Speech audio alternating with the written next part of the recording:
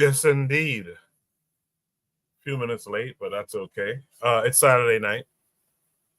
Looks like I'm here by myself anyways. It's Saturday night, so you know what it is.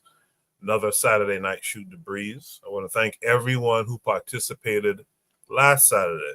Those people on the panel, those of you in the chat. I want to reiterate, and I'm going to soon stop even doing this now. Ladies, black women, you are welcome to join the panel. This is not a show that's designed just for men to be talking. This is a show for men and women to be involved. So you guys click the link, join the show, join the panel, and have your voices heard. I mean, again, like I said, soon enough, I'm going to start even mentioning it. And it's going to be what it's going to be. But don't say that. Just don't say that we never was welcoming and this, that, and the other. That's not true. You know what it is? I like to come on here early and give you guys a heads up as to what we're discussing tonight. Tonight, we'll be talking about the black male voter hopped up on the FBA drug. This was supposed to be a topic last week, but we didn't have time. We're going to talk about volunteering our ancestor, volunteering our DNA for ancestry and me. Are we volunteering our doom? We're going to talk about the gender war conversations and how they happen because of a lack of cultural organization. We're going to talk about Traore. That's a good topic to talk about. Should Traore organize an election? I'm going to look at a situation and ask the question and try to answer it. Is this an immigrant bank? All those things will be discussed here tonight. If you can hear the sound of my voice, drop a 1 for me. Let me know that you can hear the sound of my voice. And if you don't mind, while we officially start the show, please share the show to your folks. I'm recognizing an issue with YouTube, and I think it's intentional. I think it's how they kind of shadow ban you too. The share link, you know, on YouTube, just below the screen, the image, there's that share button, and you know that there's the URL in the box above. I'm noticing that those share buttons don't correspond oftentimes. So when I post a link to the show, sometimes I go and I check it and it goes to nothing. It goes to like an error. So I'm trying to figure out which one is the one that consistently works. So if you guys share the show, you guys will also be able to tell me, hey, that share button link, that doesn't work. Or hey, the URL link, that doesn't work. So we'll try to figure it out. Anyway, in the meantime, no one dropped a 1, so I'm just going to hope that you guys are hearing my voice. In the meantime, what we'll do is we'll start the show officially. And on the other side, we'll drop Shoot the Breeze topic number 1, as well as welcome any and all of my panelists tonight. So please stay tuned.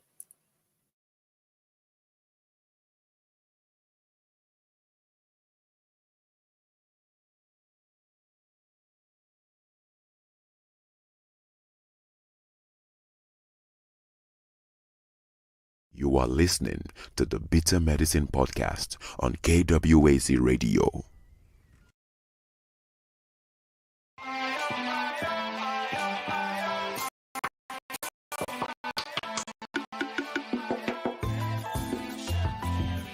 Welcome to the Bitter Medicine Podcast, where it's all about Black empowerment. Our show focuses on Black news and entertainment, arts, science, economics, history, people, and strategies that uplift, empower, and motivate Africans within the diaspora. And now, your host, whose favorite color is black, Goku.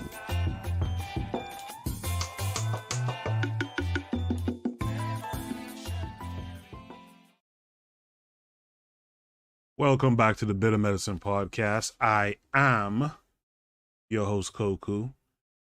Just want to remind you guys before we get the show rolling that this show is part of a podcast network. called KWAZ Radio. There are other shows on the network you are invited to tune into. This is D Webb with the Harsh Reality Podcast, asking you to tune in where we tackle the news of the day that affects our community, only on KWAZ Radio.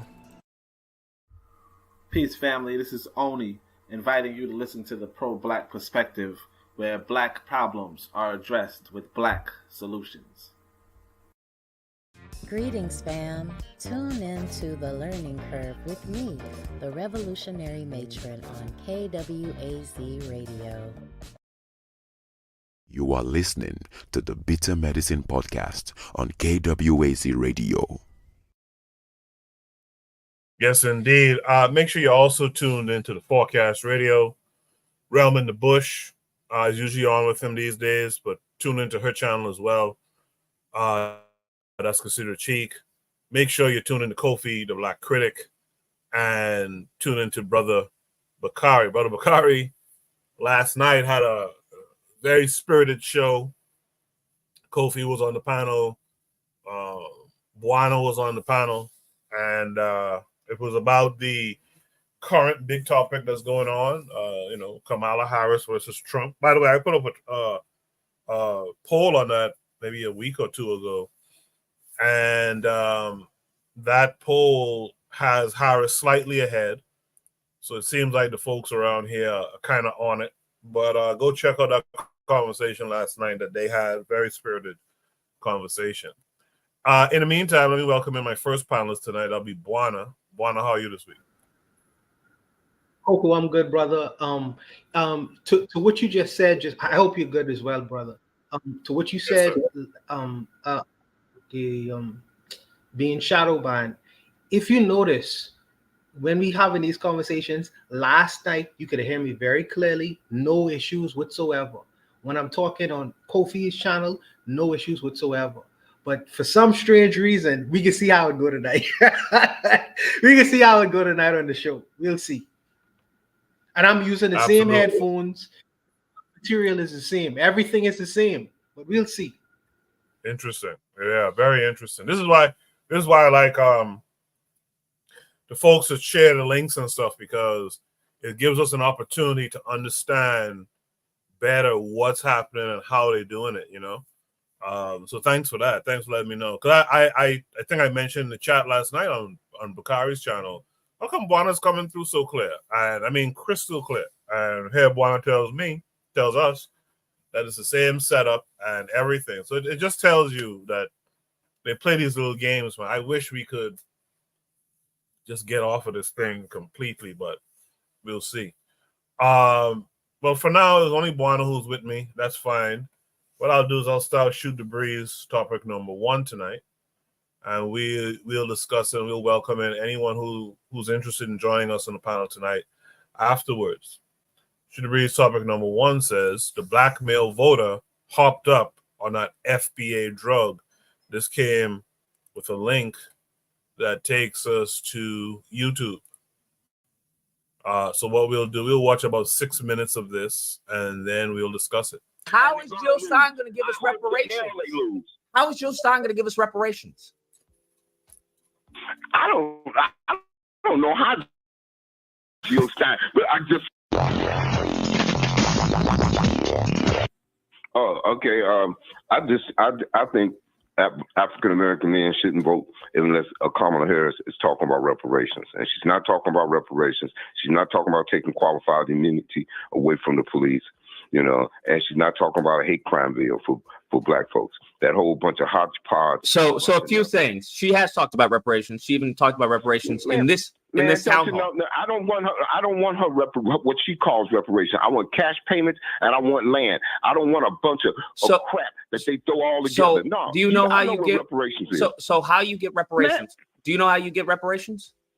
Oh God, you're gonna do a whole Boule Martin type thing and start telling me you gotta go to your alderman, then your alderman go to your mayor, then your mayor go to your senator. Please, the immigrants don't have to do that. Immigrants walking in here getting stuff handed to them. Immigrants aren't getting reparations, and whatever they get is temporary. What? Am I going to go on the air, or am I debating with you? Are you what? Are you arguing or are you debating? I'm arguing. I said, am I going to debate with the host on the show, or am I That's only who you're supposed talking to to. You're talking to Lucas right now. That's why I'm. That's why I'm refuting what you're saying. Oh well, then you. Okay, so when it comes to reparations, many people compare reparations with Japanese reparations, right? No, I compare my reparations with one of the cash payments, and I what the Japanese. So the only people that I'm aware of in the United States, I want land allocated like I hear you. So Japanese paid off like. So hold on. I get what you're saying. You want cash payments, you want land. I'm all about that. Absolutely. So one group that got cash payments would be the Japanese. The other group would be as far as the Indians who got land or whatnot, casinos. No, Indians get money every year. Indian tribes get money every year. Yes, they do. I saw Biden sit in the White House with Kamala Harris, and they handed them a check, one of the biggest payments to an Indian tribe. And the Indian tribe that they gave it to was the Indian tribe that the treaty that they honored was a treaty to return Africans that had ran away. Okay, so that's a treaty. Okay, so how that works? It all has to go through Congress. Oh, that's how. I know you may not like this, but this is basic civics. No, I don't need you to try to tell me about American politics, my man. I'm 66 years old. I know, but you don't know basic civics. You don't know. You're a grown man, but you don't know how a bill becomes law. You don't know. You don't know. You I do know. Talking about. I'm telling you right now. Let me just see if we may agree on a few things, right? So when a bill becomes law, how it has to work for us to get reparations, the same way the Japanese did. So the Japanese, I believe it took them over 10 years or whatnot. It took them 5 years after them being in concentration camps to even get the bill passed. Okay? So we're going to need some time to get a bill passed. The last bill that I'm aware of that had to do with reparations was HR 40. That died on the floor. Okay. The reason why it died on the floor, is because we didn't have enough votes in the House. We had the House, we didn't have enough votes in the Senate. So I was living at the time when Congress was pushing that, my man. I was living and dealing with that. I think that's great. So then you know what I'm saying is factual, right? So now what we need. So hear me out. You're talking in circles. So hear me out. I'm not talking in circles. We're going in a straight line. So hear me out. So what we need in order for us to get cash payments, right? Cash payments and land. I'm all about that. We need a bill. So either we have to revise HR 40, or we need another bill in order to present to who? We have to present it to Congress because that's how it's going to get passed. So now, hold on. How a bill is introduced? How a bill is introduced? A bill is introduced. You filibuster. No, I'm not. I'm going to wrap it up real quick. I'm going to wrap it up real quick. Hold on. I'm going to wrap it up real quick. Give me like 30 seconds. Give me 30 seconds. Give me 30 seconds. 30 seconds. He was gonna get an immigrant. My G, give me 30 seconds. Give me 30. Came on day one from the federal government. I understand. Can do that for. Hear me out. Hear me out. I'm gonna get that. I'm gonna get Dr. Let me explain something to you. Hold on. Why she came from the federal government? Boss man. Let me explain something to you. Let me explain to you. Give me do that for executive order. Give me 30 seconds. Give me 30 seconds. 30 seconons. So how that works is right. A bill has to be introduced. Give me 30 seconds, fam. I'll explain that to you. How a bill has to be introduced is from the House. You can't explain it. Bro, let me explain it. You can't explain that. Bro, I can't explain it, fam. Let me explain it. Sucking up behind bro, you very upset. You dealing with emotions right now. You don't want just nothing calm for your down, vote. Bro. Just calm down. You don't want nothing for your vote. I just got to get out here. Just calm down, fam. Just calm down, bro. 2025. Just because they're going to do something in 2025. Calm down, bro. Let me. 2025, man. Bro, let me explain it to you. I'm not worried about that. You just. So let me explain it to you. I'm scared, boss. Absolutely. So let me explain. So 30 seconds. You just give me 30 seconds. I'll explain it to you. So we need someone from the House or the Senate to introduce this bill, right? I don't know if anyone you follow has a bill that they want to introduce or has someone that the senator or a House representative can introduce. Hold on. So upon that, hold on. Let me explain to you. I'm trying to explain to you. The Black Caucus will do the same thing that the Negroes did in California. I agree with you. So hear me out. So I agree with you. So what we need to do. So what we need to do is make sure that we have the numbers to get it passed, right? So how do we do that? So in the Senate and the House, right? I don't know if you happen to know how Congress works. We have senators and we have House of Representatives. So we need to make sure that we have a filibuster proof. So we need to make sure that we have a filibuster proof from the presidency. She can do it for DACA. She can't do it. Hold on. She can't. Hold on. Even No. citizens here. She can cannot allocate money from the federal government from her position as president. Okay, so that. So let me tell you something. Some type of reparations from the federal government. Let me. You can do that, bro. You have a lot of opinions, but you just don't have any facts. Let me explain to you. She can't executive order. She can't do an executive order for reparations. Democrats and want something for your damn vote, man. She gave. What do you mean want something for the damn vote? Something for your vote. She gave us a black agenda, did she not? These damn immigrants. And that's another thing. Wait, hold on, boss man, hold on, my nigga, bro. You talking a lot. You talking a minute a mile, bro. All the goddamn immigrants. What don't you? Hold on. Voting for the Democrats. Boss man, you going off? You're not saying anything that's factual. Let me tell you something. She can't give you reparations from the. She can't give an EO for reparations. That's not how that works. It has to go through Congress. She's a lot she can do from the federal. I bet you if Trump was in, and he wouldn't do no reparations. That ain't what I'm saying. But Trump did whatever the fuck he wanted to do when he was president. When the Democrats he didn't because a lot of it got caught up in the courts. Do that, man. Oh, punk ass Barry Obama didn't do shit, and you think I'm gonna vote for her? I'm not voting for no more black people that can't trace their. So what don't you like about the black? I ain't voting for no more black people that can't trace their lineage, blah, blah, blah, blah, blah. You know, a long time ago on Shoot the Breeze, I think it was me who put up a prompt about what CARICOM wanted in terms of reparations, and a lot of people poo-pooed it. It was about like funding infrastructure and industries and things of that nature. Folks poo-pooed it. Folks wanted money, and I say this respectfully, but what you hear there, that's a desperation for cash, and it's because folks is poor. Folks are poor, so folks want that cash, but not understanding that cash, that might get you by for a little while, but if you don't have an infrastructure in terms of the black community, if you don't have, things set in place so that you don't give this money right back, what's the point of getting that money? All for them to tell you later on, hey, we give you your money, now shut the fuck up. And that's something we have to be very careful about. We really have to be a little bit more meticulous. That cut the check hashtag that came out, I think it was Black Truth who brought that out some years ago. That's a very low energy outlook. I think it was Kofi who played it, actually. I think it was Kofi who played it. I saw Tariq Nasheed recently said if a person want to buy crack with their money, with their reparations, that's fine.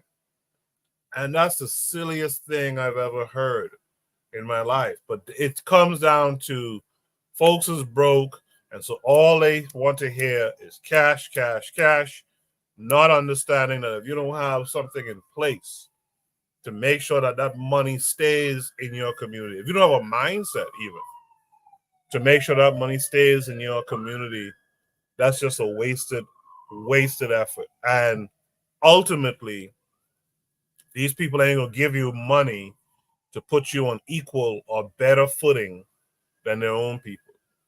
That's just the truth of the matter. They're not gonna give you money to make you as good or better than the average white guy. And that's just the truth of the matter. Let me hear from Buana. Buana, the black male voter, hopped up on that FBA drug. As you see in the chat, Black Steel says that was painful to listen to. What do you say? Yeah, not, by the way, Black Steel, when you can, come on, brother. Not only Koku said that that brother was broke. Not only is he tangibly broke, but his mindset is extremely broke. And he wants, instead of being taught how to fish, instead of building a fishing industry, he just want someone to give him a plate of fish. And what happens when that fish is all eaten up? Because he can't go back to the fisherman and ask for more fish. The fisherman can say, I already didn't give you the fish. You can't go to the fishing industry to get a job at the fishing industry because I never teach you how to fish. I ain't teach you how to clean the fish. I ain't teach you how to gather the fish or to sell the fish. But these people just want the fish itself.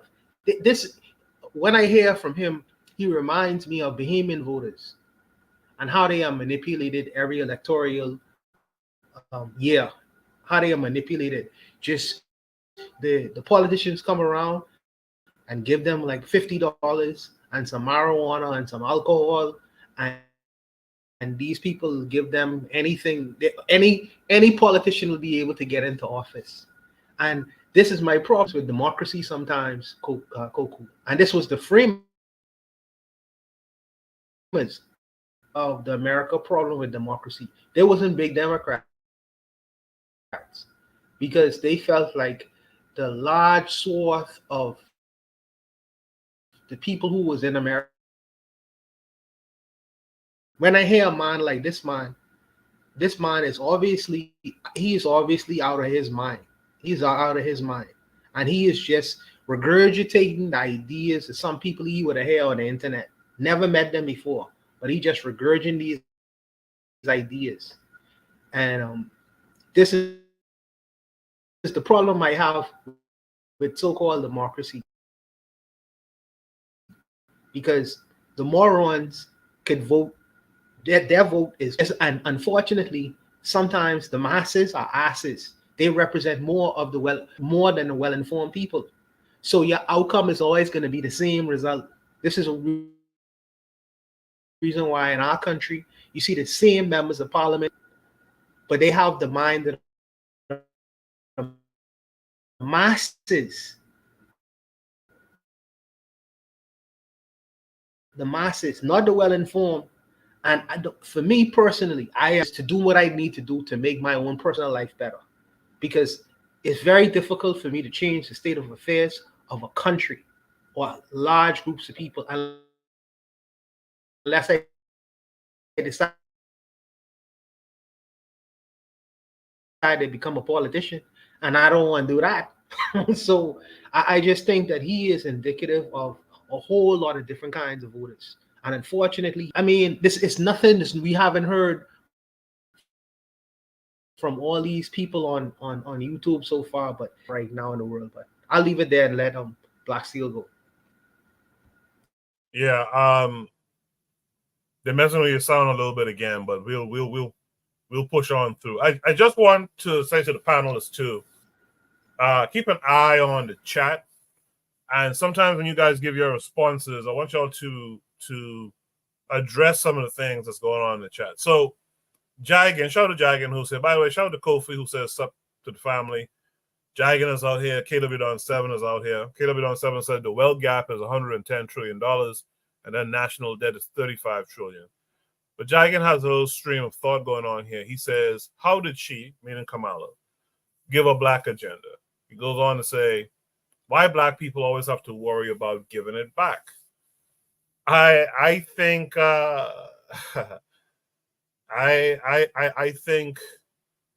think that is a necessary thing to worry about. I want to just give you the analogy about a man not teaching you how to fish, but giving you a fish. And after you've consumed that fish, what next? What next? So he says that's insane that we keep talking about worrying about giving it back. But you tell me, Jagan, what should be the idea here? Cash payments, and then what? After you're done with the cash payments, then what? As a people, I ain't talking about as an individual. I'm talking about as a people, then what? So I'll be interested to see what Jagan has to say. In the meantime, let me welcome in our brother Black Steel. Black Steel, how are you this week? I'm doing all right, Koku. Buana, how y'all doing this fine evening? I'm doing good. So, first of all, again, to my point, this was a hard thing to listen to, because the old man is just ranting, right? The idea that voting for a presidential candidate will get you reparations is truly absurd, because this man doesn't know how the government works. So, for example, right? Black people in America only make up 13 14% of the population in America. And this is a problem because although the black vote can count in certain swing states, we don't make up enough of the electorate unless we have, some people on our side. And this is something that always disturbs me. White people, black people, African Americans, not just African Americans, but all Africans across the diaspora are due reparations, not just for the things that were done to us, but the things that are still happening to us right now. African Americans do reparations, Haiti is due reparations, Jamaica is due reparations, the Bahamas do reparations. Every nation on the continent is due reparations for the imperialism, colonialism, transatlantic slave trade. We are justly due, but I think the scope of mine is so limited. Give us cash payments in land. So, and to your point, Koku, what did you give black people cash payments, right? Are we going to build black-owned banks and invest this money into the same capitalist system that our oppressors have already put us in? Or are we going to put it in Wells Fargo? We're going to put it in Navy Federal, Bank of America. When you start putting these stipulations, we want some cash pay, we want some land, but they still control the institutions of power. So he did mention, for example, reparations that were given to the Japanese Americans who were interned during World War II, right? So one thing about that is that the reparation request was made from one sovereign nation to another, right? And also, too, the country Japan was able to put forth a little bit of leverage towards America, right? We don't really have the leverage to put on them because, truth be told, any political candidate who makes reparations for black people as a major part of their platform is not getting fucking elected. And they know that. That's why Kamala ain't saying nothing. That's why Trump ain't saying nothing. If Trump say I support reparations for black people, his support among white evangelical Christians, which is his largest base, is gonna evaporate. It's done. It's done. And that's the issue. So you can't legislate your way into reparations. The president could pass an executive order. He's talking about Trump doing whatever he wanted to do. The president can sign an executive order, which does have the force of law. But just because they sign an executive order doesn't mean it's carried out. Obama signed an executive order to close Guantanamo Bay. That shit's still open, okay? It sounded good in the face of it, but nothing happened. Trump signed an executive order to build a wall in Mexico. That wall ain't built.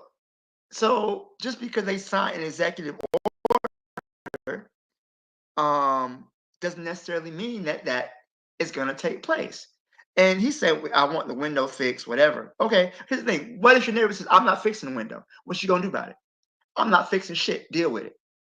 What leverage do you have on your neighbor to fix the window? If they say, I'm not fixing it, what you going to do? Now the ball's in your court. I'm not fixing a goddamn thing. Deal with it. Fix it yourself. But see, you can bring forth leverage on your neighbor because you can sue them, right? You can take them to court if that happens. It's possible. But in this case, who are black people going to take America to the World Court? The International Court of Justice? The United Nations? There's no higher body to appeal to. And even when you do appeal to a higher body, they ignore you. So look what's going on in Palestine right now. The International Criminal Court, all saying it's a genocide. They're talking about putting Netanyahu, getting a warrant for him. But unless you have the power to enforce your decrees, they're just going to look at you and say, fuck you. What you going to do about it? Nothing. And that's what black Americans are faced with. Because yes, we deserve reparations. And first of all, I don't even believe we should have cash. I mean, cash payments is all well and good. But the very idea that, okay, you give us some cash and it makes it all right. There's no amount of money they could give us to compensate us for everything they took from us. There's no amount of money.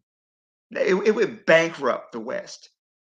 I heard some people say $250, per black person, $1 million per black person. That's just not happening. It's not enough, especially when you have situations where our communities are still oppressed. We still deal with over policing. We still deal with police brutality and redlining and other economic disenfranchisement. There's no check you can write. And white people say, hey, you know what? We're going to write a check for you here. Here's your check. Everything's good. You're all good now. We give y'all some land. Another example they use, giving land to Native Americans. I think that's we got to look at, because first of all, every Native American is not the same. You have some tribes like the Choctaw, like the Cherokee, like Seminole, who, they got a little they got a little money from the treaties that were passed. And, they were able to open casinos on their land. They're doing somewhat decently. But then you look at the Lakota in North and South Dakota. The Pine Ridge Reservation is the poorest zip code in the United States. Native Americans have the highest rate of suicide, of alcoholism, of infant mortality. So every Native American is not getting reparations. And even if they do get land, what land are they given? They're given the worst land possible. They're giving the land with no resources, no water. It's really not getting the best out there. So I think the idea of reparations is to repair you, is to bring you back to where you were before the injustice took place. Money's not going to fix that. Land's not going to fix that unless we deal with the overall system of injustice that is in place in America. I think that I believe we totally do reparations. First of all, it can't be done on an individual basis. Black Americans need reparations, all right?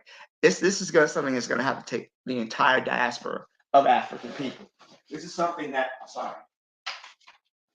it's something that we're all going to have to work towards so that we can get our reparations as a united people. So we're not just asking America. We're asking Great Britain. We're asking France. We're asking Portugal. We're asking the Netherlands. All the nations that were complicit in our enslavement, in our colonization. We're asking Germany. Germany still ain't paid the Herero people in Namibia for what they did to them. Now, they can break off a check to Israel every now and then because of what they did to them. But what happened with African people? Oh, you know what happened in the past, let it go. Haiti deserves reparation for what was done to them by the French. But I think unless we come at it, first of all, from a position of strength. Right now, we're asking with our hat in our hand, please, sir, could you give us our reparations, please, sir? Please, please. No, they're like, fuck you, no. But if they say, no, if you don't give us our reparations, you don't repair our people, we have the ability to harm you or to have leverage over you, okay? At that point, they take our demands seriously. The West respects one thing, and that's power, right? And their money, too. Unless we have the ability to affect them in that way, they're not going to it's not going to happen. So, yeah, the old man mad. And one more thing. The FBA ADOS stuff is really a very online movement started by a high school dropout, Tariq Nasheed, and a former pimp. And, that's for the FBA. And then you have Yvette Carnell, who worked for a white supremacist think tank, Progressive for Immigration Reform. Look it up. I'm not lying. So you have these two entities who are attempting to separate Black Americans from the larger diaspora. There's one thing white people have always been cautious about is that Africans on the continent and Africans in America uniting. Okay, that's something they've always been very, very suspicious of and always done their level best to keep that from happening, right? So if you're going to fight a vampire, right, what do you use? You're going to use some garlic. I'm going to bring a crucifix. If I'm fighting Superman, I'm going to give him kryptonite. I know that hurts him. So to me, if you know that the European is fearful of Pan-Africanism, why would you not use Pan-Africanism? To me, and this is in my thinking, my train of thought, these people who work so hard to separate us from our brothers and sisters and our cousins across the world are not in reality an asset but a liability. These people are, I would go so far. Tariq Nasheed is definitely an agent, right? I'm gonna say that right now, on camera, on record. That man's an agent, all right? Yvette Carnell, definitely an agent. And these black people who are pushing these ideas that we need to separate, these people are not working for our best interest. Because they're gonna literally sit us here and we're gonna go around in circles. Next election cycle will be the same shit. Oh, we want reparations. You ain't getting reparations. I want reparations. You're not getting reparations. They're not. I'm sorry. You can't make them. All right. Oh, he asked me a good question. Where did we begin with it? Okay. So I think Pan-African is the best mechanism. I mean, we have more in common than we have separately. All right. Even with the difference in language, we have so much in common. I think that there definitely needs to be economic bridges, but also cultural bridges. I think that the right of return that Ghana does is a good first step. But I would love to hear what other people would say about how we can get started in building these connections and building a source of strength. I think one thing, I think what they're doing in the alliances of health states is excellent. Removing those European borders. Like, who gave these colonialists the right to divide our home and tell us who we can and can't associate with? But that's for, I think, for people smarter than me. But I would like to hear some more thoughts on that. But I've spoken long enough. Thank you, Koku. Appreciate that, Black Steel. Yeah, I invited Jagan from the chat to come on up because he keeps saying things like, yeah, it's the runaways versus the field. And we ain't the same. But I invite you to come up and tell us what the plan is. What's the plan? You get the money. Okay, even if they give you the money, what's the plan? Just a bunch of rugged individualism that there's no cohesion, no unity. And by the way, let me say this too. I realize people tend to hear what they want to hear. No one is asking why reparations. We all understand. The first thing out of Buana and Black Steel's mouth was reparations are due. We understand that. But what apparatus do you have to force this man to give you reparations? It seems like the apparatus that the FBA and ADOS have is to show the white man how they are more, have more in common than other black folks with them, right? You'll hear Tone Talks talking about, well, if you check it out, our culture is about 80% the same. But what are you talking about? What are you talking about? But that's the plan. The plan is to cozy up to whiteness. It's a very integrationist movement, really. It's cozy up to whiteness, shun other black folks, and that's not gonna get nothing for you, and I don't get nothing for no one else. I watched a video with Marcel. What's that guy's name? Marcel for Congress. I can't think of his last name now, but Marcel Dixon. Dixon, right? And he's talking about, he's basically running interference for white folks. America doesn't owe any of these other black people anything, but you owe us people. And I'm like, wait a minute. Do you know what the role America played in the slave trade in Zanzibar? Do you know what the role America has played in destroying the economies in the Caribbean, Central America, South America? What are you talking about? But the first thing he had to say was run interference for white folks against other black folks. So what's the plan? That's what I want to know. What is the plan ultimately? Right? Shout out to Jose. He said Marcel, the parking lot gobbler. Yes, that's true. That's true. That's true. Yeah, shout out to Provide Triggers. Yeah, but you're chopping up. Are you serious? I'm a different. I'm a whole different record. I'll go back to the computer and try it again because I really want to answer again. I really want to answer again. Yeah, go back and try the previous one. The previous one was better.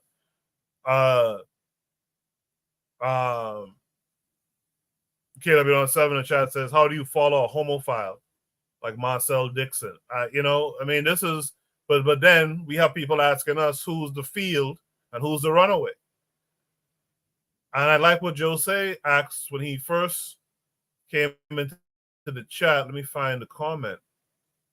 I lost the comment now. But Jose said something interesting when he said to Jai again, he said, runaway versus field. Do you mean those that ran from the field are the wrong one and those on the field the free? That's an interesting question, because what do you really mean by that? What do you really mean? This is a sober conversation. Let me tell you something. The way to get the way this thing is designed, to get those reparations really and truly, you have to have the power to go and get it. That's why the analogy that Black Steel gave was a great one. Whereas the analogy given by Jigan in the chat about the window being broken is a bad one. What if your neighbor says, man, F your window? I ain't doing shit. Do you have the power to go in and make him come and fix the window? Yeah, we have to be more sober in these conversations and less emotional like this black guy who was in this video on the phone call. He's just centered on money. Give me money. And this guy, the host, is trying to tell him, like, yo, there's a process. He ain't trying to hear the process. Just write checks. Just write checks. Like, come on now. What are we doing? Jose say he'll join us in a few. Black Steel, while we wait for Buan, do you have anything else you want to add here? Only thing I would say is that I believe that this desire for reparations it comes from a good place, but I think we're going about the wrong way. I really do. Sorry, hold on, guys. I agree. I'll be right. All right, let's see if Buana's sound is better. Buana? Well, I guess he's one. I wanted to answer some of the sentiments that I heard. Koku, can you hear me? Yes, you're good. Go ahead.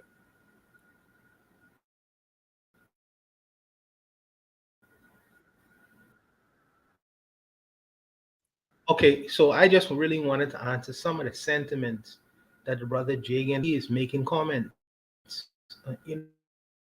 Just engage us, bro. Have a conversation with us. You're making statements. Have the courage of your convictions. Are having a conversation, even if you disagree. This is where the dialogue at least becomes an honest one. Don't distance yourself by not clicking on and actually having it's only fair. That's only fair. But to your stay unified, it's been almost a year plus now. Jose Bronze is in the Netherlands. Koku is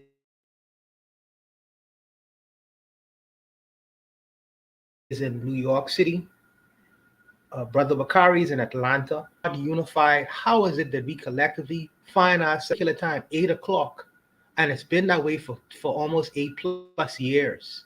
There has to be some unification just in that alone, just in that small thing alone. So I don't understand when you say we are not unified. Unified in doing what? You mean collectively all over the world? 400? I mean a billion plus people? What should we be unified doing? That's not really being said. I don't know what you want us to actively do, because you work within the territory, you work within an environment that you could work in. My environment is small, so I work with this whole YouTube thing. I work to have a union and camaraderie with my brothers every week. So I don't know what it is that you want us to be. Oh, then you don't have the same commonalities or whatever. The question I would ask is, have you spent any particular period of time investigating any of the countries that you say that we don't have a union with? Because if you go in Haiti, you would see similar foods, you would see similar dispositions, you would see very similar attitudes that you engage people with in the United States of America, that you would see in Cuba, that you would see in the Bahamas and Jamaica. Do you travel? Do you use your passport a lot? Do you engage anyone outside of your immediate circle of American people or wherever you are in the world? Do you engage others?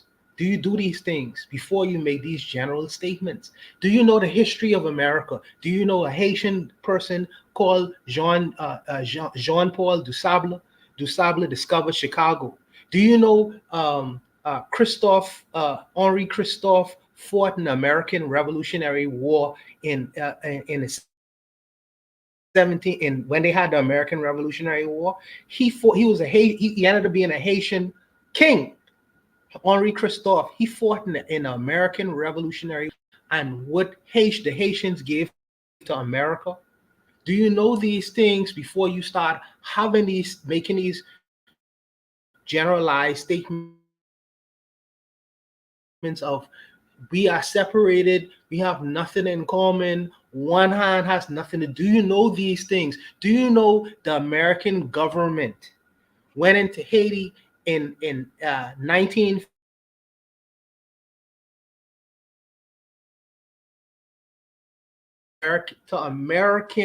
American reparations, bro?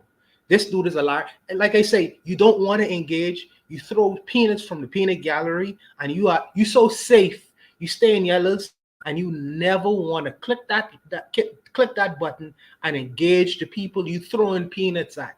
This is the reason why I kind of tend to ignore y'all, but only because Koku say, respond to these kinds of comments. I can't ignore these comments because you don't have the courage. You should ignore it, Buana. You should ignore it. And even just have a dialogue, bro. But Buana, you should ignore it.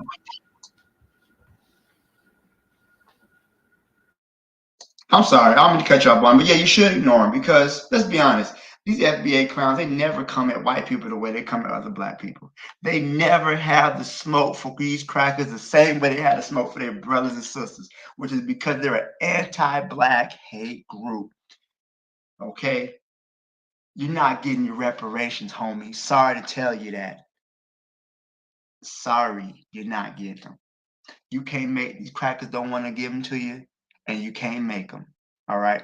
But instead of organizing, you want to talk crap and hate on other black people because they're control opposition. This is what COINTELPRO is about. They're control opposition, right? When black people start to organize, because think about it, when all this stuff come out, right after, George Floyd gets killed, right after, so a global black awakening after the protests and everything, and not to give, Black Lives Matter, but I think it was a understanding that we all in this together, right? And here these clowns come, right? Again, global control opposition, all right? So unless you're going to do the work with other black people, just continue to ignore us, ignore the other black people. Just keep on go to the white people with your hat in your hand, be on your best behavior, and they might give you a couple dollars here and there, but you're not going to get no reparations, go over there, go talk to them, see what they give you, see how it works out for you. Come back and you let me know. Yeah, the brother said he's not FBA, us Jagging. He said he's a Hotep. I don't even know what that means, to be honest. Is there any last thoughts on this prompt currently from my panelists? All right. Good discussion. Good discussion. I think we have to have, like I said before, more sober conversations about real things. About how the world really works, not how you think it works on paper. And I think that's an important distinction to be made here. One last thing. Provide triggers for evolution. I asked a question earlier. What about the AU? Is there a shot, that's the African Union, is there a shot at challenging its current funding stream away from the West and finding alternative ways of funding it and revolutionizing its agenda towards reparations? Let me throw that to the panelists. You guys have any thoughts on that? No, I don't think that's possible. The AU is too embedded with the Western powers. I think the AU as it exists is a a pawn, a puppet of neocolonialism. It would have to be completely dismantled. I think, there's too much stuff going on in Africa to think that the AU would be an assistance of any type. Appreciate that, Black Steel. All right, let's go to Shoot the Breeze topic number 2. I know Afro Native World's out there. Shout out to Afro Native World. Shout out to Jose, who's charging up his phone. We look forward to you joining the panel tonight. Shoot the Breeze topic number 2 says, are we volunteering our doom by signing up for Ancestral and Me? I think that's Ancestry and Me. And other ancestry DNA companies. This came with 2 links.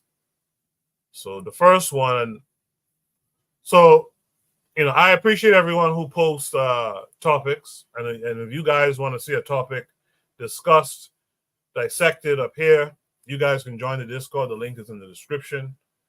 Join the Discord, and you could navigate your way to Shoot the Breeze channel, and you could post up your prompt as well as an attachment or 2 that supports the prompt. But what I do ask, and I've been asked, is that please don't try not to post long articles that I got to sit here on a Saturday night when I'm trying to be kind of having a relaxed conversation, and I got to read these long articles. But it's been a while since I've had to do it, so I'll just do it tonight. So this first article says, Race Science Group say they access sensitive UK health data. Exclusive. Fringe Network recorded boasting of securing data from UK Biobank trove donated by 500,000 volunteers.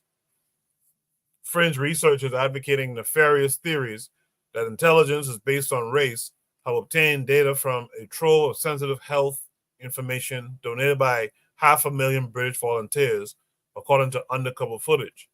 Recordings made by the anti-racism campaign group Hope Not Hate show members of a quote-unquote race science network discussing UK biobank data that they claim to have accessed. Some of the group have been blacklisted by the facility on the grounds they are quote-unquote not bona fide academics, but the footage suggests they may have circumvented its controls. It shows them saying they obtained a large haul of data. One of their associates acknowledges they are not meant to have that. Founded in 2003 by the Department of Health and Medical Research Charities, UK Biobank holds the genetic information, survey responses, blood samples, and medical records of 500,000 volunteers. The information it holds has been used to shed new light on diabetes, Parkinson's disease, and other illnesses. UK Biobank says projects using its data must be in the quote-unquote public interest. Participants gave consent for their information to be used, with identifying details removed for health-related research purposes. So there's a video here, it's a minute long. I'll play it, and then I'll continue to read. In terms of the genomics, there's the UK Biobank polygenic scores and phenotype means. I believe someone down in the UK Biobank, who was that, Simon?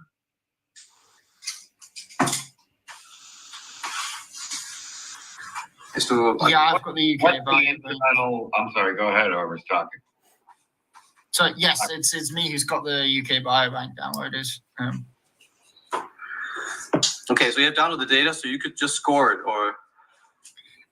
Yeah, I should be. I was looking at that. I was thinking I can probably do that quite quickly. Because yeah, I've already got the data downloaded. I'm already working with the IQ stuff, so it should be quite easy to do it. Just scoring the phenotypes. Okay, because the thing about the UK Biobank files is that they're so fucking large that you don't want to have to make a temporary copy of one that has better IDs. Right. So until recently, rather than having to use UK Biobank's own platform, approved researchers were free to download data sets on their own systems. Researchers sign a contract undertaking not to share data without authorization. The footage raises questions about whether the controls have been sufficient. This shocking news suggests an appalling failure of governance at multiple levels. The British Medical Association Doctors Union wants tighter controls on health data. Questions now need to be answered by UK Biobank and NHS England around how, when, where, why, with whom, and for what purpose the confidential data was shared. The undercover footage has been examined by The Guardian, which conducted further research alongside Hope, Not Hate. The group of race science researchers, which claims to have obtained UK Biobank data, is led by Emil Kierkegaard, a Danish blogger and publisher. He runs the research arm of a secretive network called the Human Diversity Foundation. So I'm going to skip down. This is the guy here, Emil Kierkegaard, Dutch guy. So I'm going to jump a little bit because, again, it's just too much. You're not meant to have that. It was over smoked salmon and venison at a chic Notting Hill restaurant that the head of the Human Diversity Foundation's media arm revealed the group had obtained UK Biobank data. Matthew Frost, a former religious studies teacher at a London private school, has told The Guardian he is no longer affiliated with the network. But at the October 2023 dinner, he spoke of his ambitions for the organization. Unaware of the camera hidden in the shirt button of the man sitting opposite, he said the team of researchers he was helping to raise money for had big ticket items planned. They've managed to get access to the UK Biobank, Frost said. You're not meant to have that. To know more, Frost said, talk to Emil. Okay. This is, let me skip again. So at the end here, it says genetic data sets that you need for testing things with, say, genetic differences in IQ or anything in that direction are all behind bars, Kierkegaard said. He went on, the only way we get these data sets is when some academic gets them and gives them to us under the table. He added, not necessarily academic, sometimes private sector, taking a big risk for themselves. So I guess we can get kind of the idea of what this is about. The second article says, revealed International Race Science Network secretly funded by U.S. tech boss. So I'm not going to read too much of this. But basically, I guess the idea here is we have race science folks who now have access to your DNA, and they're being passed along under the table, as the previous article would have mentioned. And now we have a connection where a U.S. tech boss is secretly funding this agenda. So what can these people potentially do with your DNA, right? That's pretty much, I think, the gist of it. It's just way too much of an article to be sitting here on a Saturday night reading. So forgive me for that. To the person who posted it, next time post a couple of video clips if you don't mind. So should be sub number 2 says, are we volunteering our doom by signing up for Ancestry and Me and other ancestry DNA companies? Before I throw it to the panel, let me just address this right here. So Jagan, I guess he's gone. That's fine. He says, before I go, you'll never catch me calling myself an FBA, Ghanaian, a Nigerian, or a Jamaican. I'm Black or African, and that's fine. But one of the things that I noticed in my time doing Shoot the Breeze, and it's pretty weak and pathetic, is when a discussion doesn't go someone's way in the chat, and all of a sudden, and in particular, this FBA ADOS discussion too, by the way, in particular, this discussion, when it doesn't go someone's way in the chat, they up and they go. And I find that to be weak, because we don't just talk about FBA and ADOS. In fact, the truth be told, I try to cut down on that, on those topics myself. But if you're gone, that's fine. Take care and stay Black. Jose, to get back to Shooter Resource number 2, Jose says, if you've been to a hospital... Hold on, Coco. Yes, sir. Coco, remember when we used to play basketball, right? On the basketball court. And the person who is getting beat up on the basketball court get mad and he take his basketball and leave. Yeah, he take the ball and go home. He take the ball and go home. Yeah. It's that kind of vibes. It's that kind of vibes. Jose in the chat says, if you've been to a hospital past 20 plus years, they have your info, especially these privatized. They sell your everything. Marcus Garvey is the way. Is out there in the chat saying good night. Haven't seen you in a while, sis. Thanks for coming through. Good to know that you're still out there. With that said, I guess let me start with Black Steel on this one. Black Steel, are we volunteering our doom by signing up for Ancestry and Me?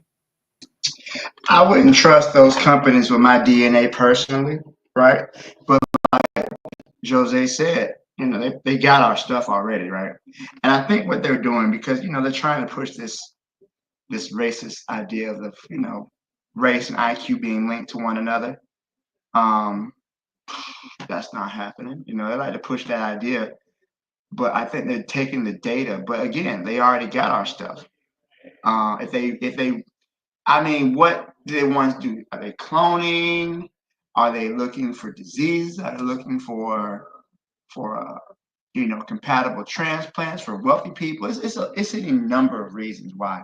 But I think that they've already got what they need from. I would never volunteer.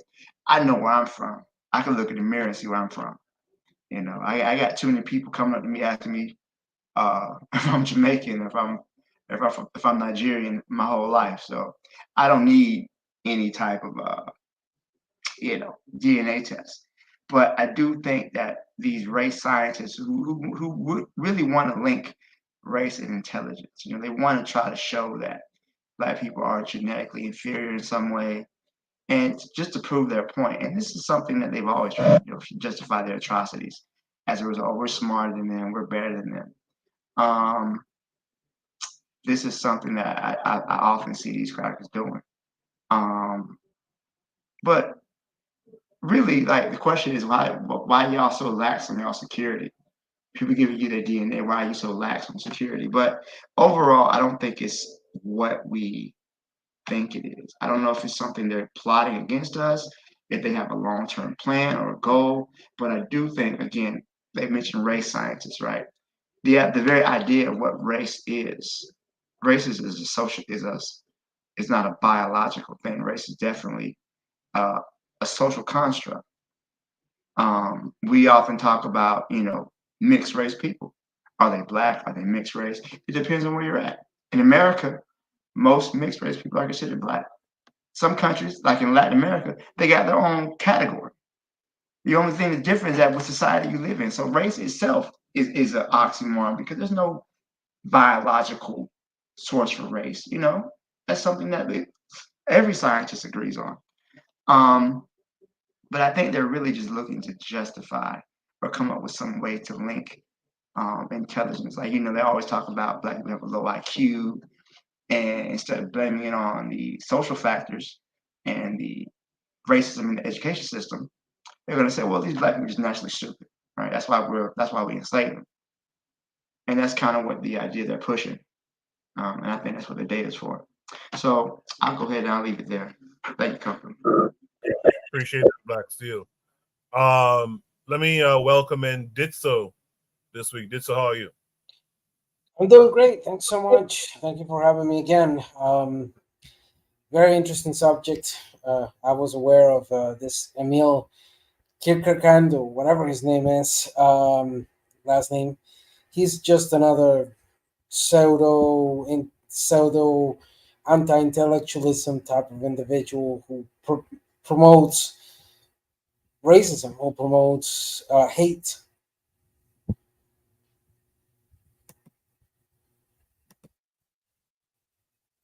Oh, okay. I thought this was going to add some more to that. Okay, no, I wanted to keep it short, but yeah, based on what the prior person said, we agree. The idea of race is obsolete. When we talk about groups of individuals, we're talking about ethnical, geographical denominators that enables us to understand that people that are born on a specific area are closer to certain ethnical and cultural practices that are as diverse as there are humans right now. So this whole thing about categorization of groups of people, it's extremely set on prejudice. In what way? For example, if we look at how the United States categorizes groups of individuals, we see that systematically confuses ethnical and geographical denominators with racial obsolete ideas. One of the best examples is to call all Latin Americans under the term of Hispanic, which is an absurdity. It's unreal. Um, or to confuse the identity or what is the Asian with just one or two nations of Asia, and that's it. So we see those categorizations being set forward not because of a scientific or a objective way of categorizing groups and identifying them, but because of imperialistic uh, intentions. I don't know if that makes a little Yeah, bit more in depth of what we're referring to. yeah. No, I appreciate that. That's a good response there. Black Seal had to go, so we'll see him next week. So it's just me, Buana, and Ditsa right now. But if any of you in the chat want to join the panel, help the conversation move along even better, just click the link pinned at the top of the chat. With that said, Buana, what say you? Are we volunteering our doom by signing up for ancestry.com? Yeah, I think that there is a little bit of truth to that statement. I am very nervous when black people have a history that has been a lot of it has been fundamentally lost to history. So there is a curiosity there in trying to discover our history, our lineage, the past, what happened before we actually came to this part of the world. So, you have these DNA companies that take our ancestry and do different kinds of testing, but they don't return our DNAs back to us after they finish in its usage in trying to discover our past. So as we know, corporations buy and sell different kinds of things. Our DNA is our precious commodity. It's a precious commodity. It's a bit of our cells or a piece of our human information that we trustingly send to these corporations. And how could a man trust a corporation? That's very dangerous because a corporation has monetary interests. So if another corporation was to offer these DNA companies $1 billion to be able to have access to our private DNA or our private DNA information, that's possible. I do trust African ancestry is really one of the few businesses that I wouldn't say that I trust wholeheartedly, but I give credence to, just because I've listened to Rick Kittle speak, and I'm listening to Gina Page speak. So I have a degree of trustworthiness for them, and their company. But I think that, like I say, they are also a corporation too, and they are human beings, and they are subject to human greed as well. And I don't know if they will fall to the pressure of, okay, let me sell you. I'm gonna give you $1 billion, but I need the access to your DNA information. This is a concern for me. So I think that it is a I don't know if it spells gloom and doom, but I think that it is of great concern. Also, federal and government departments, we know how corrupt they are. Some police officer, God forbid, take your DNA information and solve a case, solve a case that he was trying to solve. He has just dabbled some of your DNA on some bloodstained clothing, and all of a sudden, okay, it's that guy over there. We have proof. Here's his DNA here. So it is a dangerous kind of proposition. I would though. I kind of, when I hear Ditso speak, sometimes I would like to know the reality of what he is saying. Is he is saying pre-colonial? how will we how would the people themselves categorize themselves? Him being an indigenous person, and having black, also African ancestry, how would that categorization work without the whole colonial experience? Because we would probably categorize ourselves completely different than how the Europeans would. So I think that his argument is it's a very insightful one. I know it's kind of a little bit away from what we're discussing, but I'm curious about that kind of discussion as well. But I'll just leave it there for now. Well, I don't know if Yeah, go ahead, Edson. okay. Yeah, it's actually a very interesting point because, look, and I'm gonna highly attach to this conversation. The matter of fact is that in the last 200 years, 248 years, there has been a continuous rush on trying here, particularly in the Western Hemisphere, to reset our identities after the process of independence when we defeated the Europeans and became independent nations. Sorry, Ditso. Are you tapping on the mic or something? No. There's a rumbling going on. That's my ventilator. It's a bit hot, but I'll turn it off. Is that better? Yes, much better. Go ahead. Okay. So,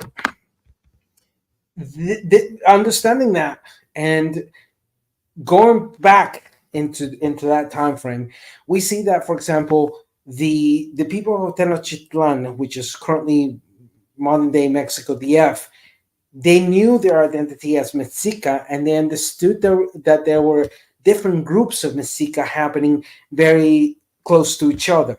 The Mayans, they did not call themselves Mayans, they called themselves Lamperas. Or, for example, the Chorotegas or the Nicoya Kingdom, more to the south, you'll see different terminologies being utilized in their respective languages. There were two particular languages that happened between Mexico, Central America, and South America that were the Nahuatl languages and the Chibcha languages. So obviously you would have to go into each of those indigenous to see what record they left in regards of how they identify themselves. It's not an easy task, but at least we know those examples of the Aztecs, aka Aztecs, Mexica people, or the Lamperas, or the Biribiri, or etc. So that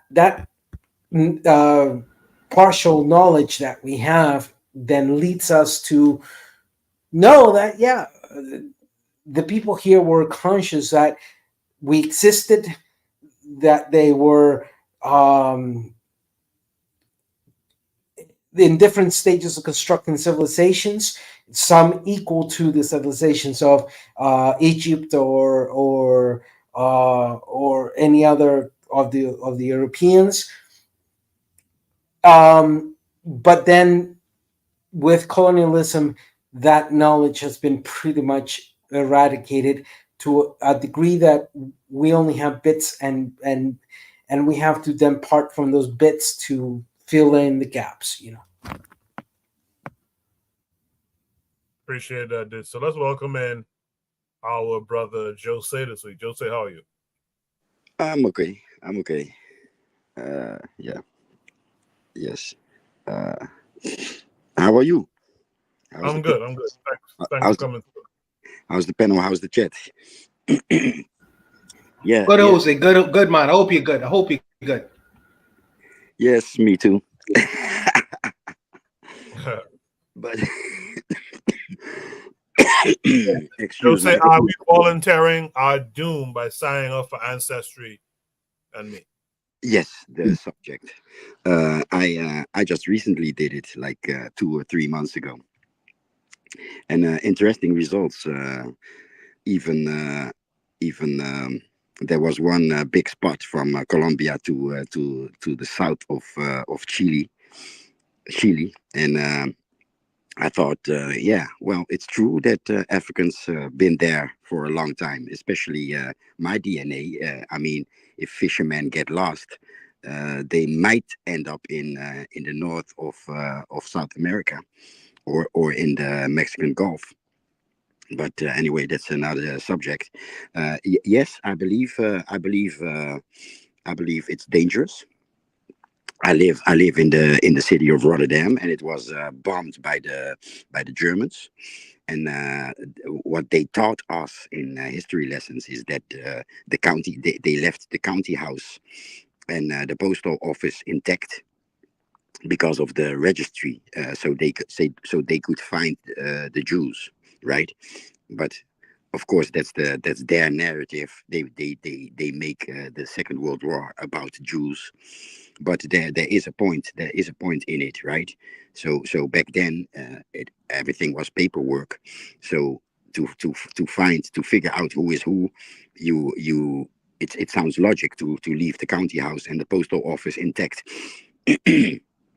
And nowadays, nowadays there's this technology. Everybody is connected with each other.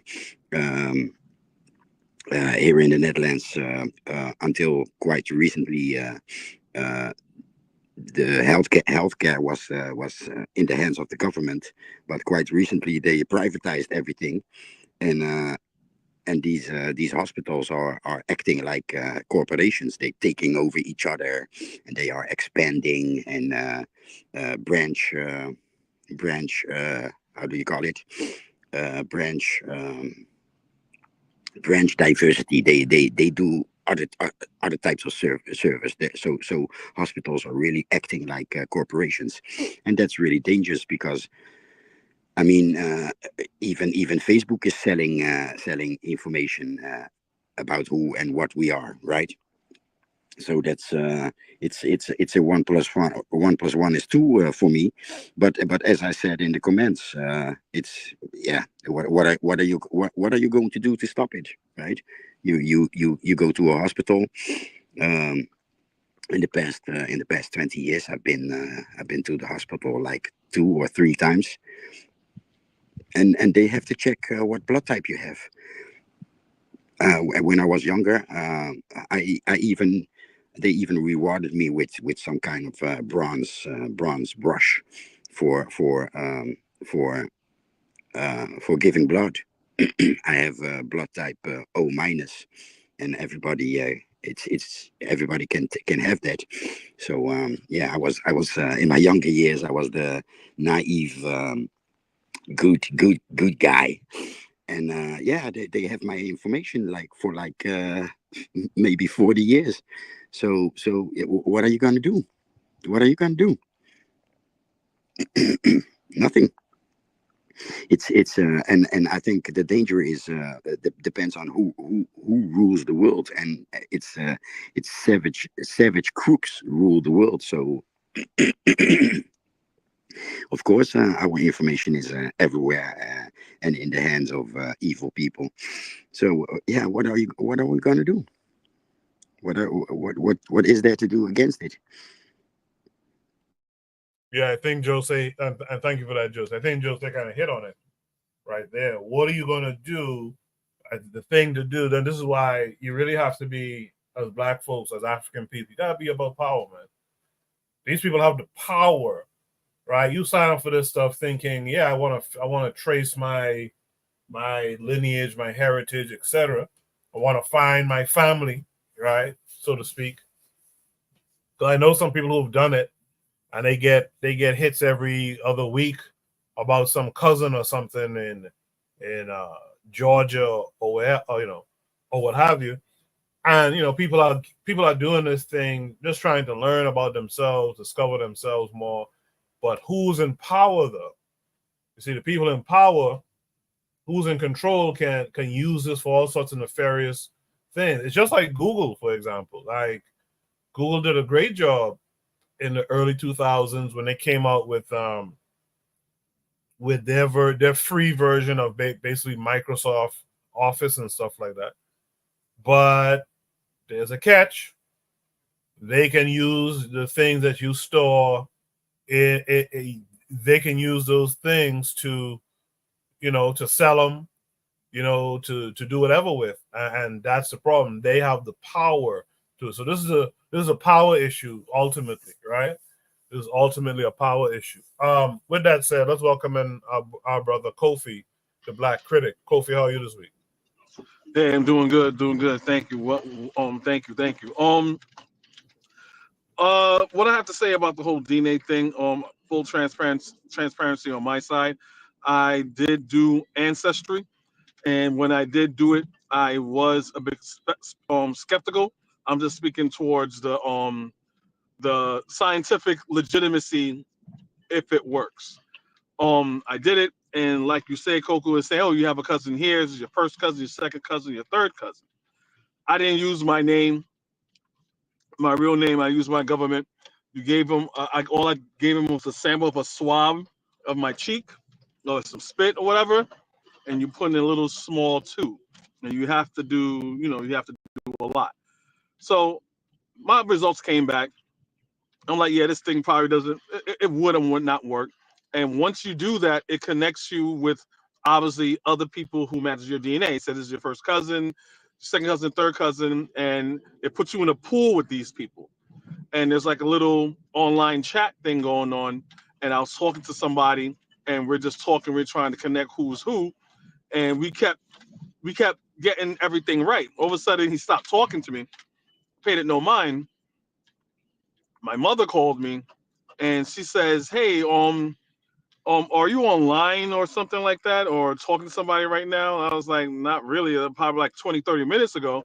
He's like, "Yeah, there's somebody saying that because I have a brother and say, hey, I think I'm talking to Travis." And I told my mother, I was like, "Wait, is this ancestry.com?" She's like, "Yes." And I was like, "Wait, who is that?" She said, "That is my mother's, that's my second cousin. That's my mother's aunt's son. So he's my second cousin." So to the legitimacy of it working, it actually works. He is my actual second cousin. As far as them doing something nefarious with the DNA, from my understanding, I don't think they could share your DNA. I could be wrong, but to my understanding back then, terms and conditions do change. But to my understanding, they can't share your DNA. And let's say if they were to share the DNA, let's say they want to clone Kofi or whatever like that, the samples that I gave them is not enough to replicate, because there's only so much DNA you have within a particular sample. To my understanding of science, where you can actually have enough to replicate it, but yeah, I'm just speaking to legitimacy of it, and to as far as like, the whole could it be replicated and stuff like that. And yes, we do want to find out, who we are. I mean, mine, it always updates. So the thing about the database is like it's not like your DNA is going to be absolutely unique in the scheme of DNA and RNA, how it reads. It already has a database, right? It already has a database. So when you send your sample in, it's matching what it has, that database, what it has, and based upon the region that you have.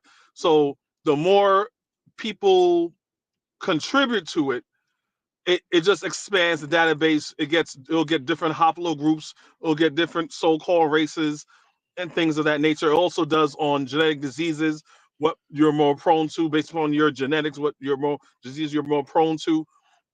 So it's not like it's not gonna have your DNA already.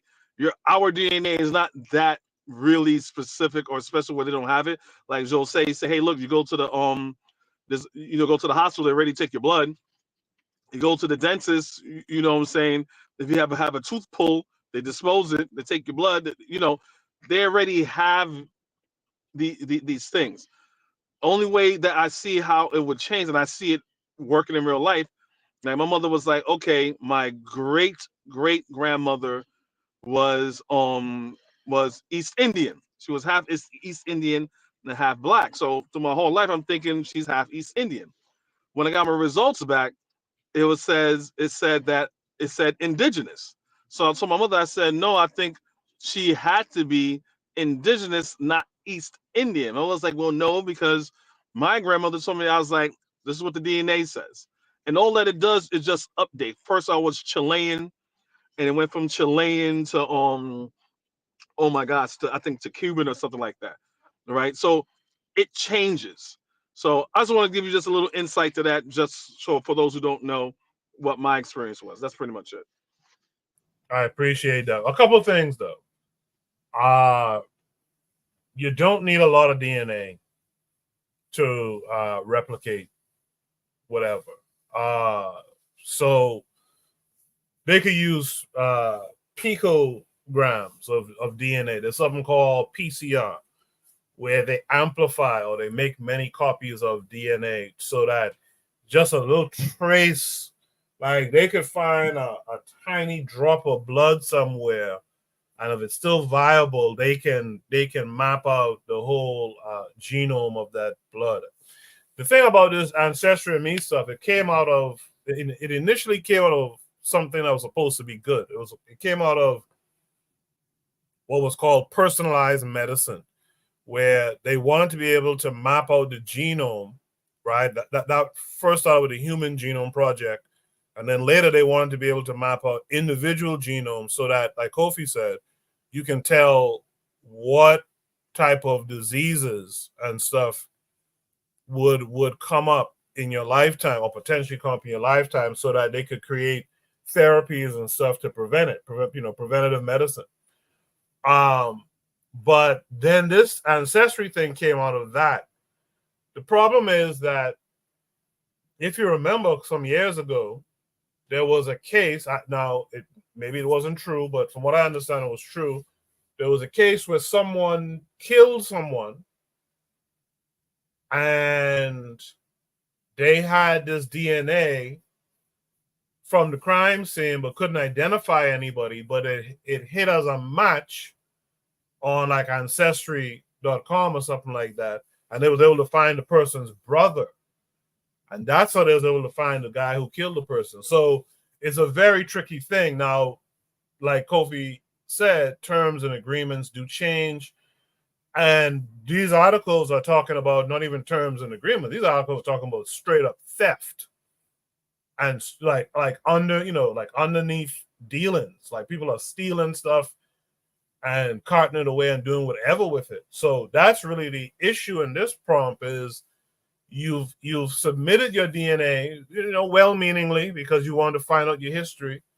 And then these people who have the power to do so can steal this information and do all sorts of stuff with it that you're not even sure of what they'll do. So I think that's something just to clarify. Let me welcome back Buana. Buana, are we Coco, yes, sir. one quick question. Are they able to duplicate that with saliva? Because ancestors use saliva.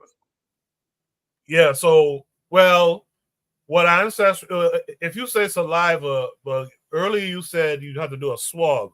So in your mouth, what happens is when you do a swab is you're sloughing off epithelial cells, right? Epithelial cells, and with that will be some blood cells. And so, yeah, they can actually take that. In fact, I do this every semester. They could take that and do a DNA extraction from it, then set it up for PCR, polymerase chain reaction, amplify it, then do a gel to make sure that the bands are lining up. In fact, that's how they know relatedness too. The more bands that line up on a gel electrophoresis. So yeah, they can do that from that tiny amount, of DNA. In fact, there was a movie one time where a white guy, he goes and he's complicit in a crime, and he doesn't have the stomach for it, so he vomits. They can go into that vomit because you vomited and it passed out of your stomach through the esophagus, sloughed off cells on its way up and out of the mouth. They can go back and do DNA analysis on that and figure out, who you are, so to speak, from that too. So yeah, it's that sophisticated. It doesn't take much. I love when I hear Koku talk inside. Koku is a friggin' biologist. Yeah, and so when he goes his scientific rants, it's interesting just to listen to it. It's very interesting. What's interesting in all this, in I my have a case, question on Goku.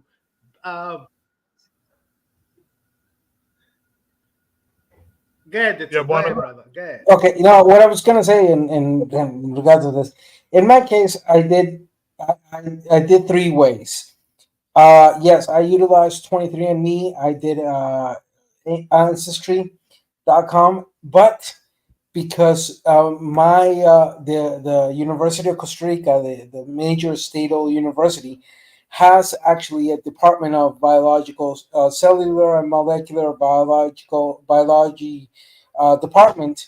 I was also able to submit my DNA through there in a more protected fashion to have a DNA exam in that sense. So I had not.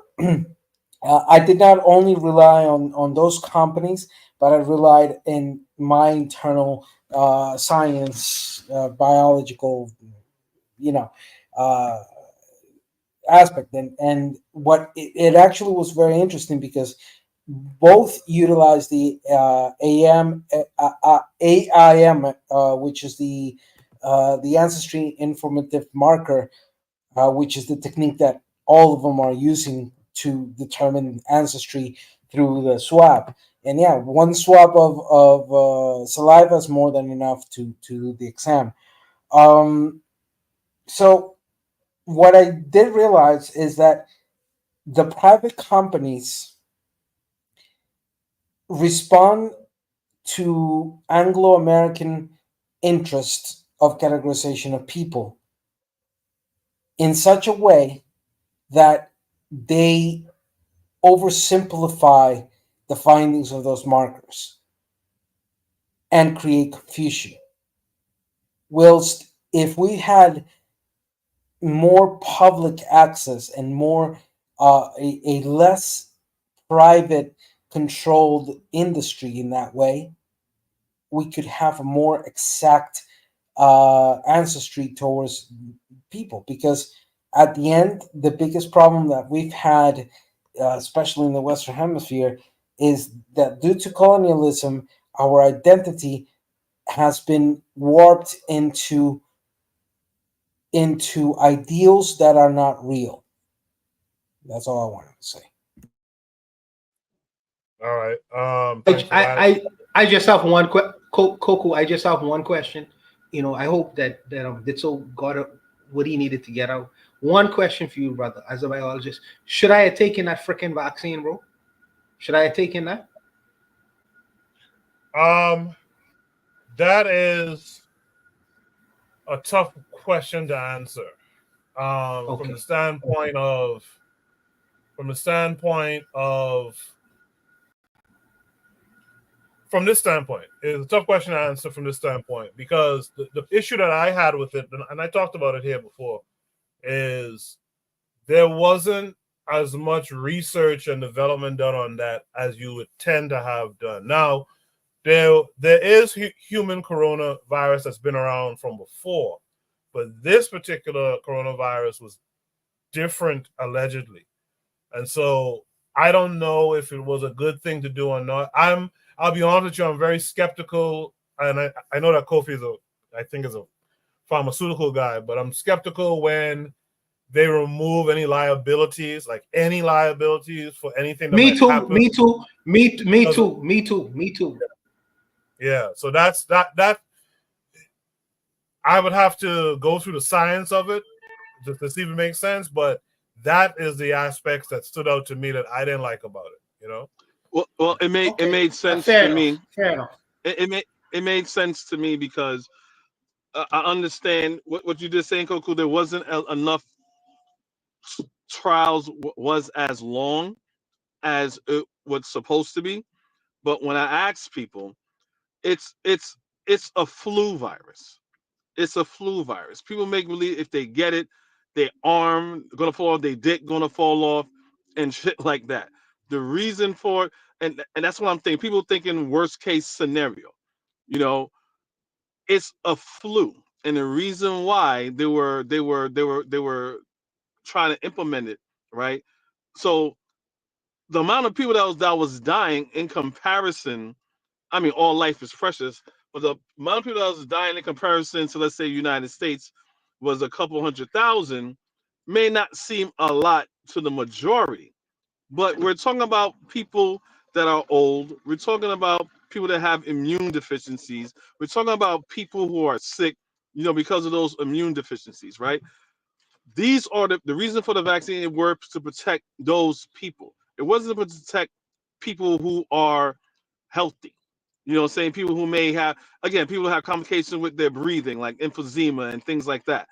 It was to protect those people. And this is an infectious disease.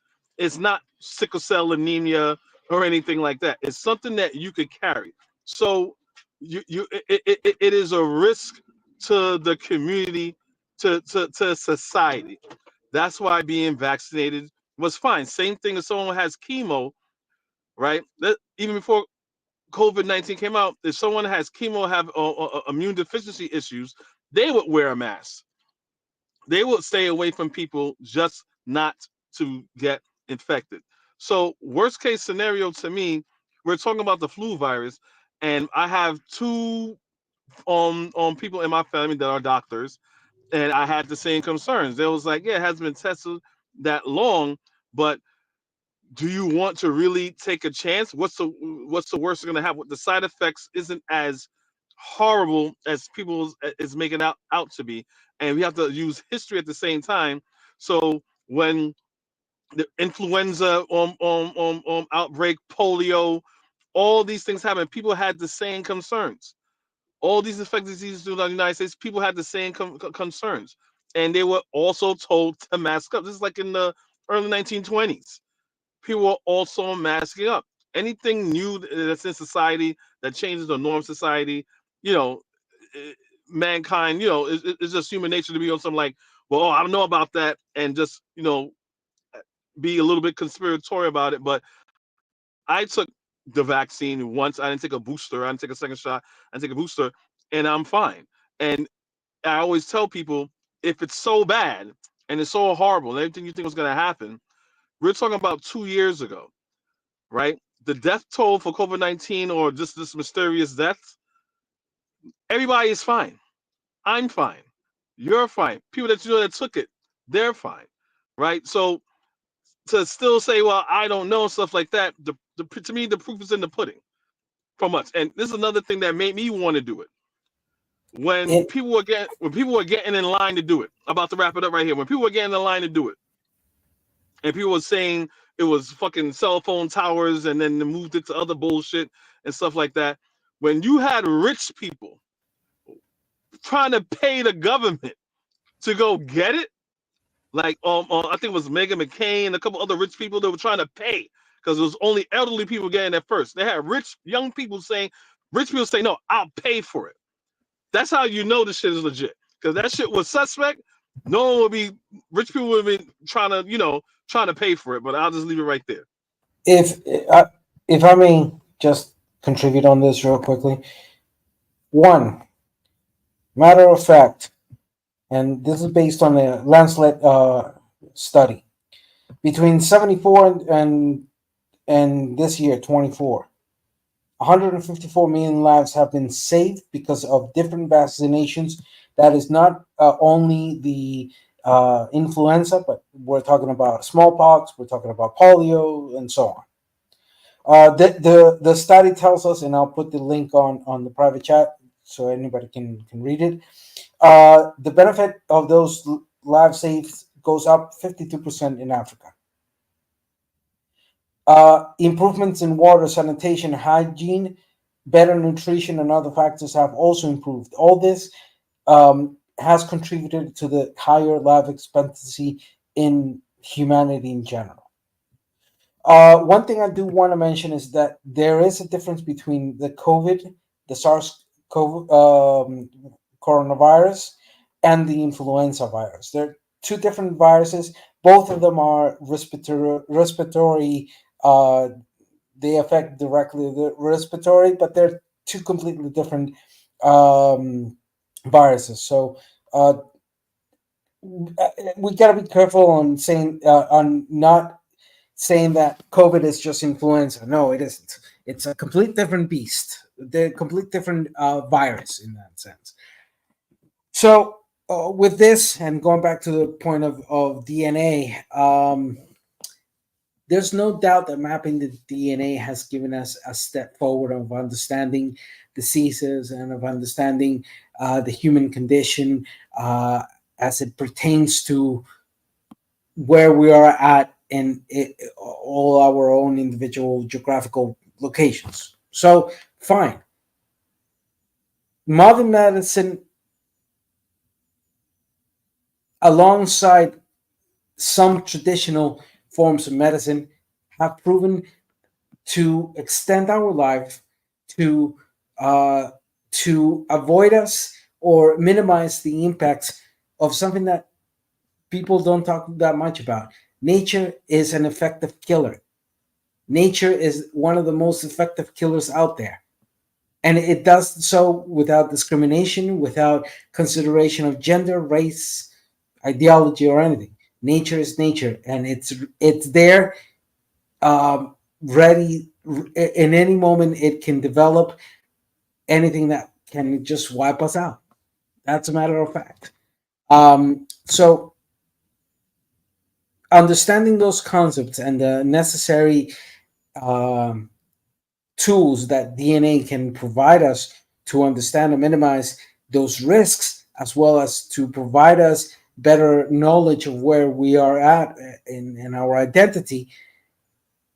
I think that leaving it only in the hands of private corporations is also a crime.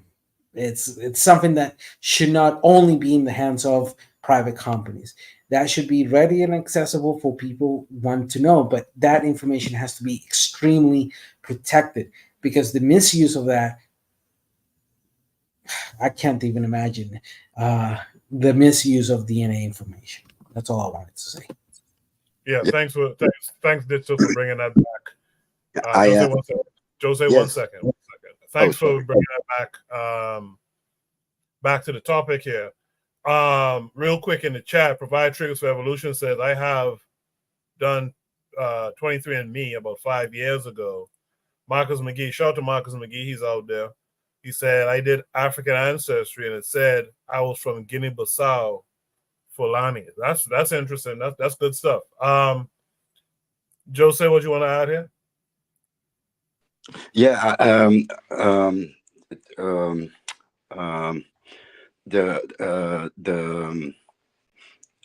I just wanna throw up one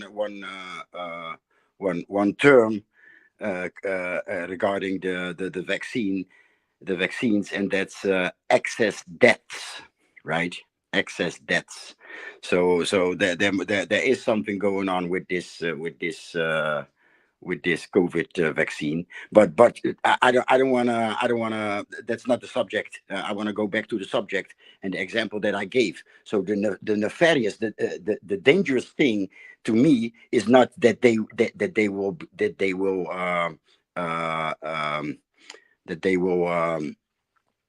clone people or whatever. The danger to me is the example that I gave. So everybody was registered, right, for other purposes, for post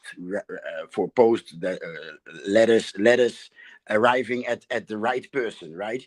But then another power came, another ideology came to power, and that was the Nazi and their superhuman dream, right? So this new power used the registry to find certain people, right? So imagine this same ideology comes to power, but now they have DNA. So they will not be hunting fake Jews. Back then it wasn't clear. It wasn't clear if you really were a Jew or not, right? If you converted, you were a Jew, right? But right now they can find the actual quote unquote Jews to exterminate them. So that's the danger that I see. So imagine this whole biblical Abrahamic thing is a real thing, right? And they again, right, the next Nazi ideology that takes power over the world again goes hunting for Jews, and it turns out that black people, you know, these Hebrew Israelites are right, and they will be hunting for them, and they will be able to distinguish, to actually find them. So that's the nefarious part that I see. I just wanted to emphasize that again. I just wanted to repeat that again. It's way simpler than oh, they are able to fuck with my DNA. No, they are able to find you. They are able to identify your actual group or creed or race that you belong to and wipe you out. That's I'm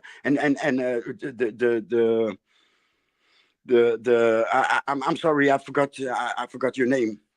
But yeah, you have a point. Nature kills, right?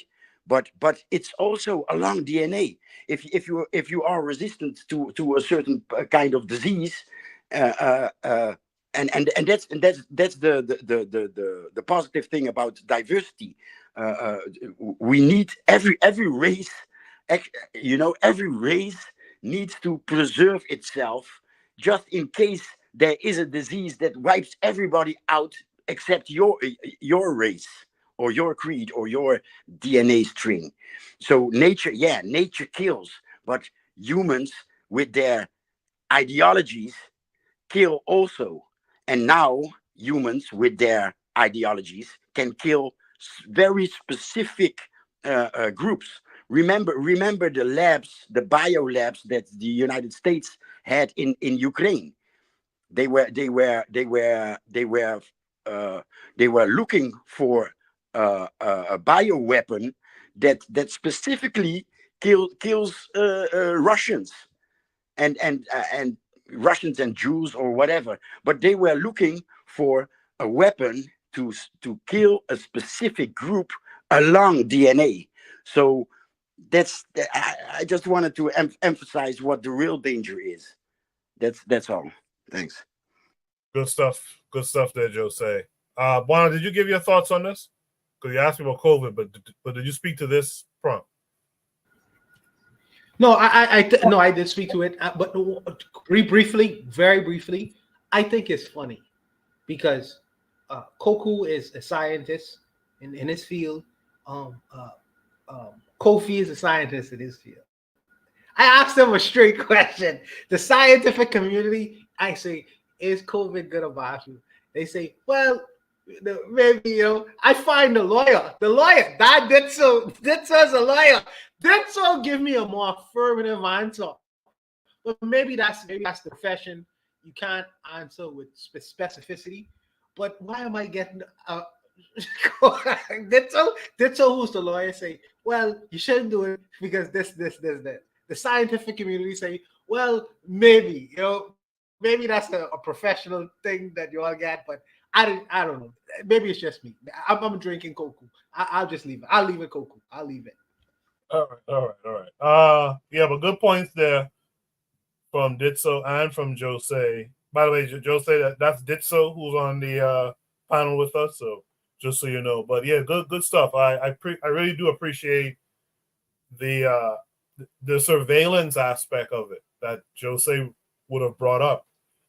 That they can track you and your whole people group with you too. They can take you out if they want to and take out your relatives. That's an interesting thing. Thanks for that. Let's go to Shoot the Breeze topic number 3, though, for time's sake. We're going to end at 11, so we just have about an hour left. Shoot the Breeze topic number 3 says, gender war conversations happen because of a lack of cultural organization along the lines of African traditions. Thoughts on what the AES wants to do here. This came with a link that's going to take us to Twitter. On Twitter, this is a tweet from Sahel Revolutionary Soldier that says in Burkina Faso, shout out to our boy Marcus McGee. In Burkina Faso, husband schools are being set up to teach husbands and future husbands to be at best to their wives. The schools teach the men about women's rights, family planning, health, and hygiene. Men are encouraged to include women in making family decisions. It says men who act violently or volatile with their wives in any way are provided that option as an alternative to custodial service. So I guess these are just pictures. Let's see. Yeah, these seem to be pictures of men in a circle group. I appreciate that. Right. So this is happening in Burkina Faso husband schools. That's pretty interesting. Let me just check out some of the comments real quick. Edmund Lubega says, I hope they don't turn men into simps that are unattractive to women and turn the women into insufferable, entitled feminists like a lot of Western women have become. Sahel Revolutionary Soldier says, how do you think teaching men to be good husbands, providing for their families, practicing family planning, going to lead to men becoming unattractive? Ms. B says, add gun training and sniper shooting to the curriculum. Add growing food and hunting game. African women don't want westernized pussy boys. We want husbands. Sahel responds and says, how to provide for the needs of the family, which includes subsistence farming, is all part of the course. So this is an interesting thing, I think. I think it's interesting to discuss here, as we are people who attempt to be nation builders or want to see nation building going on in our neck of the woods. Let me mix it up this time. Let me start with Buana. Buana, what say you to this? I personally think that Traore is the new, he's 2024 Thomas Sankara. He is, how he looks at in terms of building nation or nationhood, in terms of structuring family, in terms of structuring rules, in terms of building his economy. I mean, he is so far in the future, just as Thomas Sankara was. So man, oh goodness, man, I really wish there was some way that I could help or assist Burkina Faso in what they're actually doing on the ground. I know they have external enemies in what they are doing, but whoever is talking to Thomas Traore right now, he is just telling him what the former president was trying to implement, and this brother is going about the business of implementing it. If given opportunity, Koku, whether it's in my country or any other black country, I would try to do the same kind, make the same kind of measures happen and make it possible. The fact that he has the reins of power to do these kinds of things is a blessing. You have to teach the men how to, sometimes you have to teach the men how to be men. And this is the way of going about it. You need classes and training, how to be a responsible father, how to be a responsible husband, what are your responsibilities as a man? What do you need to do? What do you owe not only to the woman but the community itself? These are they seem to be very fundamental things, like the ABCs of, but these are things that we miss. And the fact that he is trying to implement these things strategically within his government, oh man, it's I don't know, man. I think that the universe has blessed Traore. After what the tragedies of what happened in Burkina Faso with Thomas Sankara was trying to do, and Blaise Compaoré with his greed was trying to overthrow. I think that this is the 2024 version of it, and they are trying to resolve a crisis that existed within Africa itself. I wish this was to spread in Africa like a disease. Like a disease. Like how COVID spread in the Americas, this kind of mentality, all of the things he wants to implement within his country, and I hope it spread throughout the African world. I'll leave it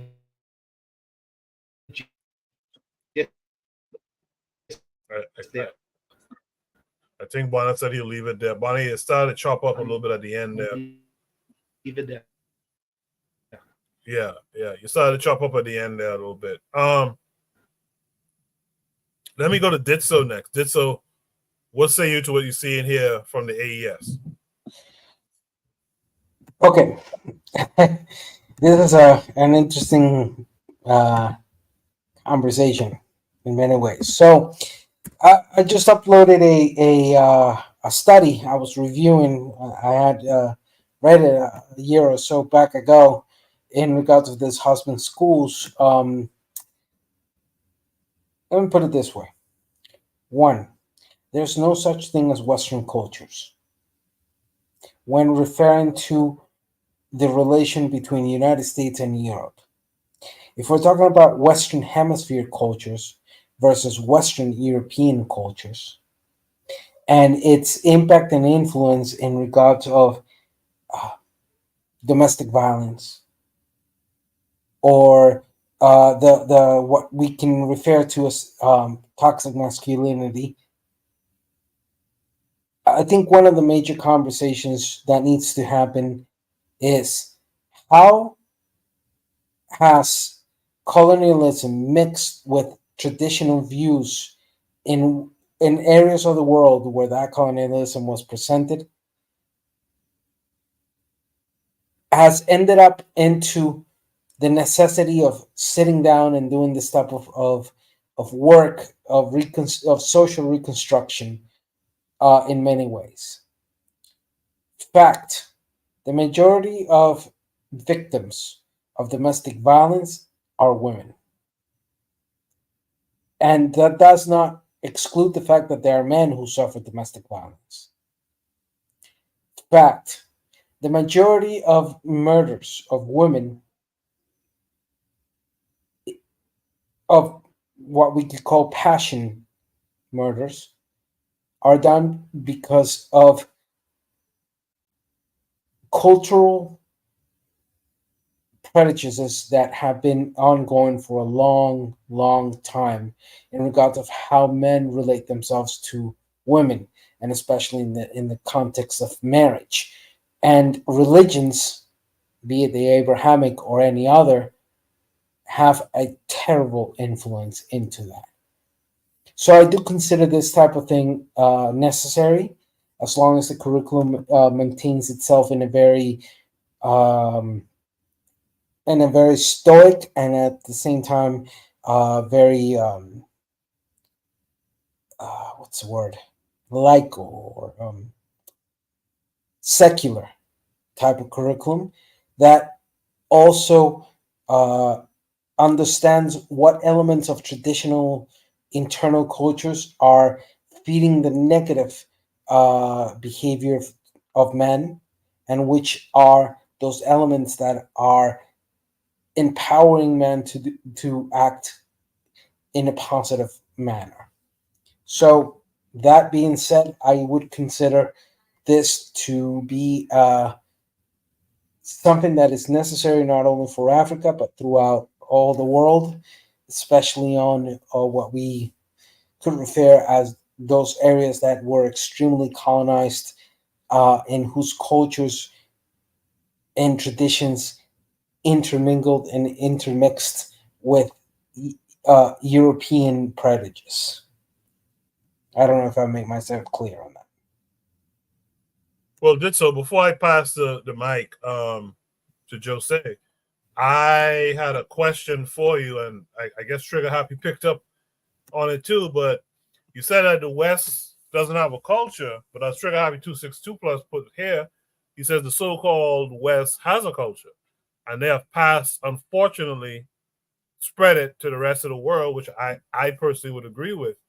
The Americanization, if you will, of other people's cultures.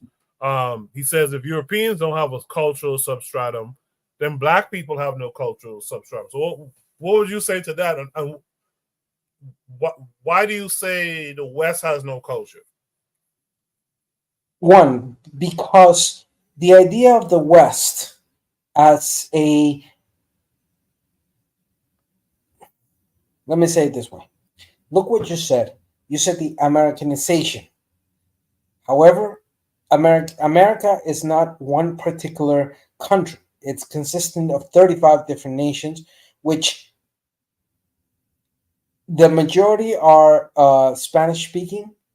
Then you have United States as an Anglo, and several places in Caribbean, and you have the French and Portuguese. That this being said, the element of this misconception of quote unquote Western cultures is something that is a propaganda established by United States and followed by European. Because when you ask somebody which countries, which nations are part of that Western culture, everybody's going to tell you United States, UK, France, Germany, and very few people are going to mention Canada, for example. So you see that intermingle. And when we're referring to that distinction between Western Hemisphere cultures and Western European cultures, that distinction clearly tells us of a uh, of a complete different world that is only united, not even united, that it's intermingled because of colonialism, not nothing else. So when we talk about Western Hemisphere cultures, many of those elements of the modern day culture originate because of colonialism here, but they are completely and utterly different from how the Europeans in itself form their own cultures. And I'll give one simple example, and I'll give it through Catholicism.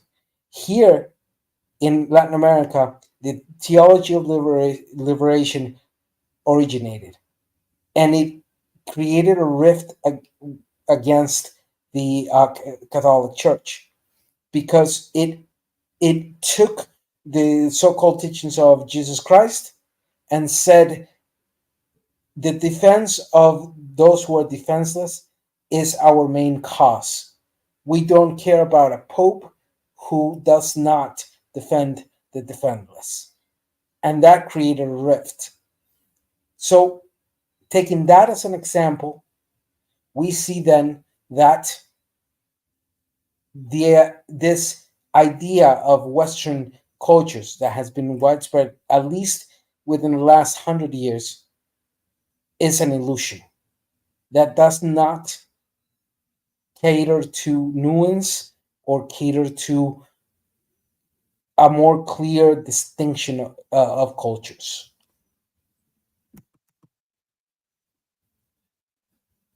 I appreciate that. Did so. Trigger Hobby says, okay, limit that to the United States then. The point is, it would be absurd to suggest Europeans are not spreading a cultural philosophy. He goes on to say, like, you could problematize the term, quote unquote, the West, and I wouldn't disagree, but nah, the Europeans are spreading something, and we need that out of Africa ASAP. And I agree with that. Jose seems to agree. He put up the bullseye emoji. So with that, let's go to Jose, man. Jose, shoot the breeze, topic number 3. Gender war conversations happen because of a lack of cultural organization along the lines of African traditions.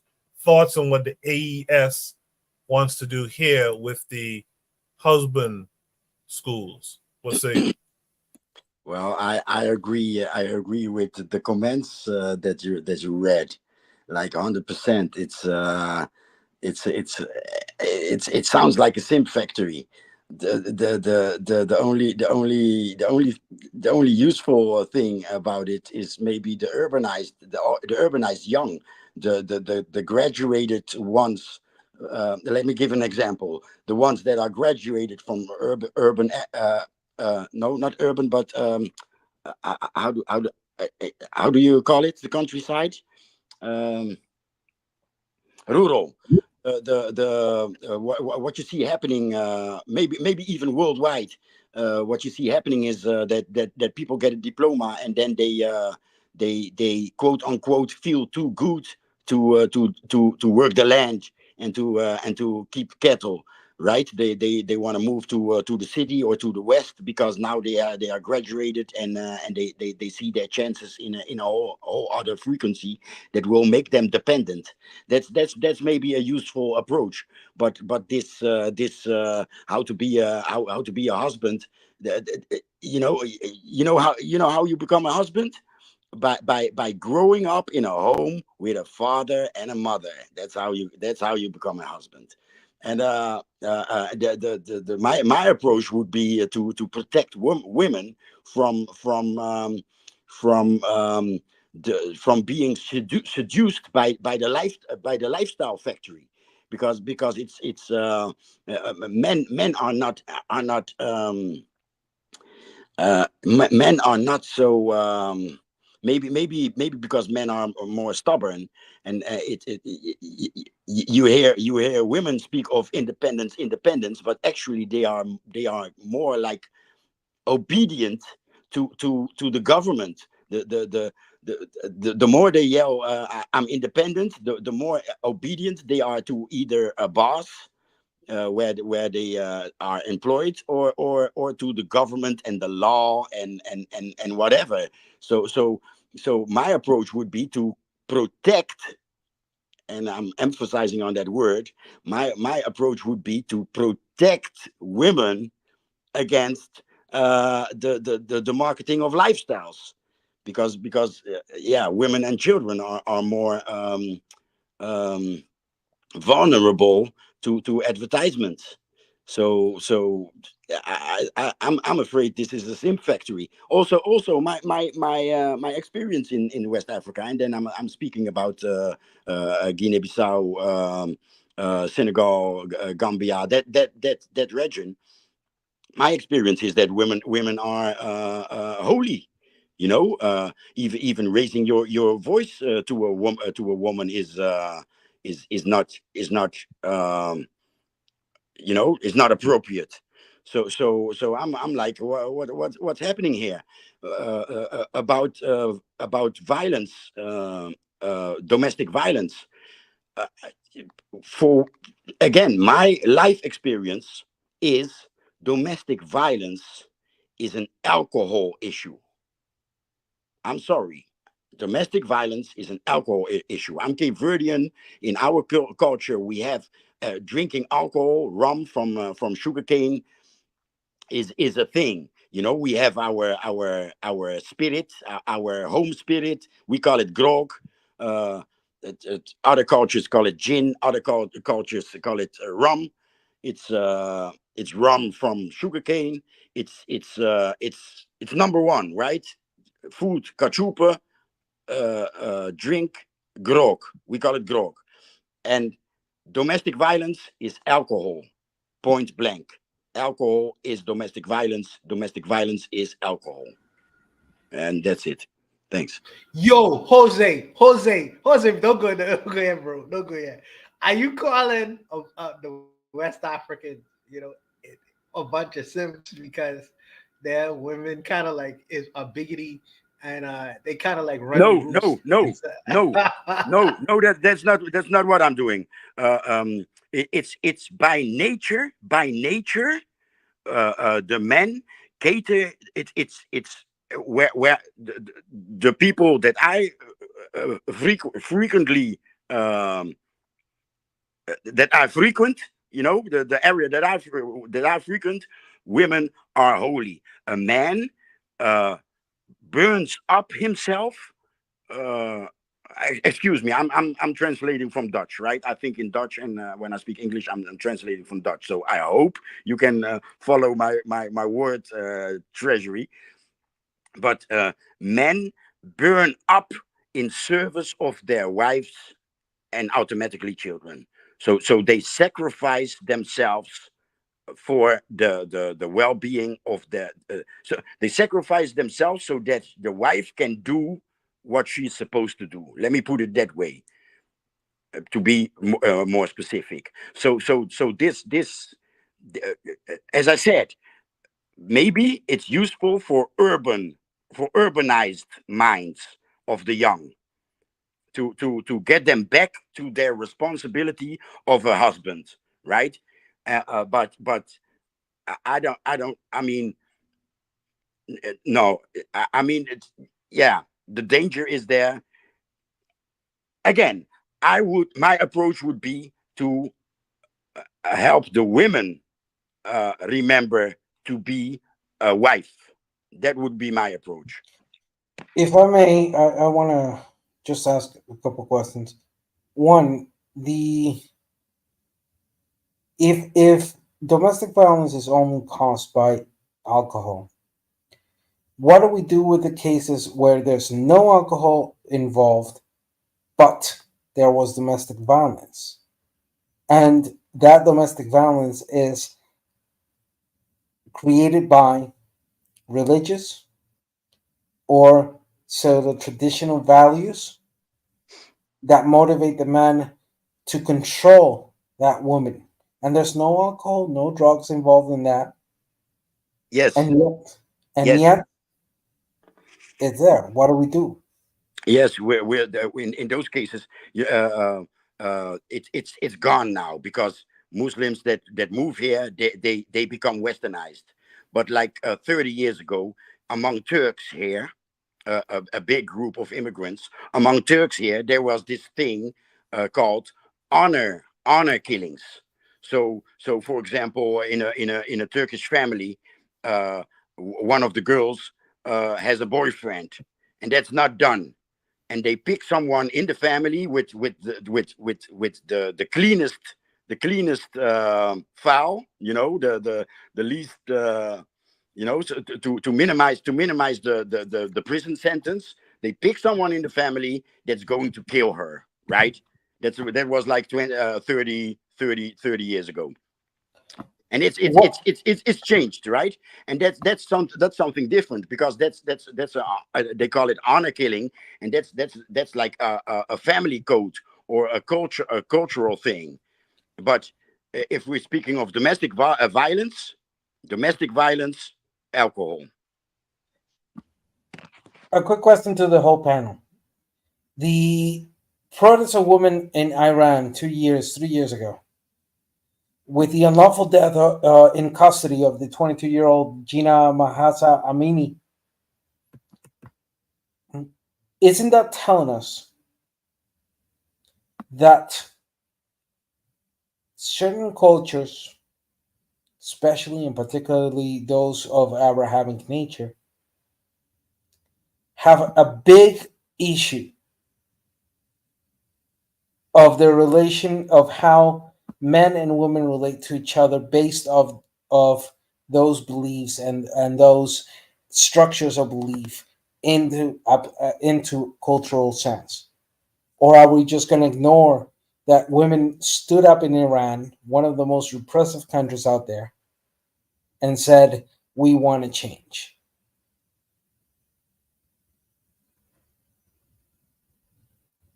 No, that's so. I agree with you, brother. I believe that the Abrahamic religions is a problem among colonialized and indigenous people.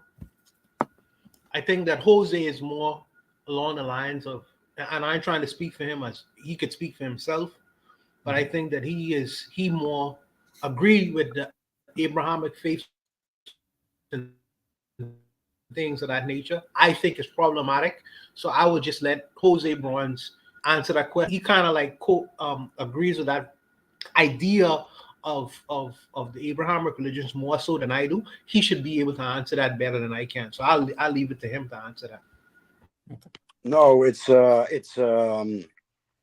about the Abrahamic religions. I believe some savages encountered African knowledge, African science, and they didn't understand they didn't understand the core of the message, and they made it some kind of fairy tale bullshit. To me, those books are psychology told with how do you call it, metaphors? What's the other word? So no, I'm not. I'm maybe more against religion than the average atheist. I even see atheism as religion. It's the religion of the ego. Everybody is stupid except me. So no, I'm not. I can use the Bible or the Quran against Muslims and Christians. That's what I do on a daily basis. But no, it's not an Abrahamic thing. It's you have Muslims in Senegal, and you have Muslims in Iran. And in Senegal, women are holy, and in Iran, women are a tool, an asset. And follow-up question on this. There are also elements within internal cultural practices that motivate or have generated, for example, the cutting of the clitoris of the woman or the child, because they do it when they're minors. So, alongside the problems of the bad influence of Abrahamic religions, there are, and this is not exclusive to Africa or Latin America, this happens everywhere. There are practices that are of traditional, less Europeanized, less colonized, that still promote that type of violence or subjugation of one to the other. Would you consider that this type of husband schools is necessary to break away those components of negative cultural practices that generate this subjugation?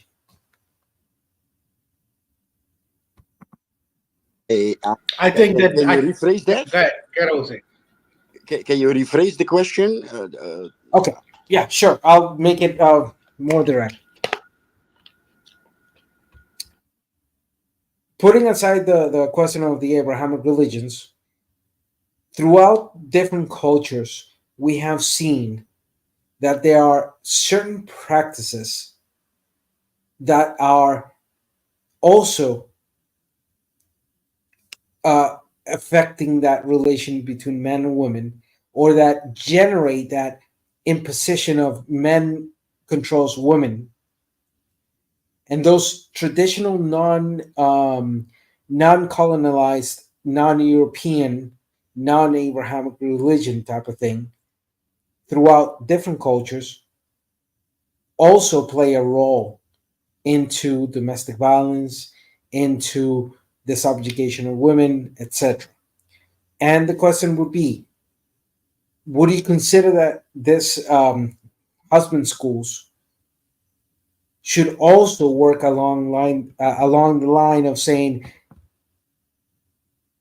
we have to change those elements that generate that type of violence against women? Yeah, sure. The funny thing about Islam is that a lot of those denominations act like Catholics. So they have all these other books and wise people from 1,000 years ago that wrote down this and that and whatever. But if they would follow the Quran, it says there how I see men act. How I see men act in Senegal. That's what it says. You have to keep your wife satisfied, even in the bedroom. You have to perform. So wives can divorce their men if their men are not satisfying, if their men do not do what is expected of men. So these type of schools are necessary in Iran, in Sunnite denomination. This would be very helpful to remind the motherfuckers on the Quran. But in West Africa, I don't know, man. I don't know. No, what I say is, just because the Africans did it prior to the colonialists coming there, that doesn't necessarily make it right. Just because the Taínos. What are you talking about? What are you talking about? You're not talking about what I said. You're not talking about what I said. To be clear. No, Jose. No, I'm not talking about what you said. I'm talking about. I'm trying to answer Ditso's statements in terms of the practice, the cultural practices of the indigenous people prior to the colonialist people coming there and trying to implement their idea of how the world should be set. What I'm saying is, just because the Africans did it prior to the white man or the colonial people coming there, that doesn't necessarily make it right. Just because the Taínos did it, just because the Mayans, because I learned from Mayans, but this will teach me another kind of way of calling them by their rightful name. Just because the Mayans did it, just because the Aztecs did it in a particular way, that doesn't make it right. So I'm saying that everything is up for grabs. Everything is up for scrutiny in terms of how we deal with our internal relationships with one another and what is the right way to do it. So if Traore says that he sees some shortfalls within the culture of Burkina Faso traditionally in how we have related to our women within Burkina Faso, say, well, there's another way to do it. Let me present another way of doing certain things that may be advantageous to us.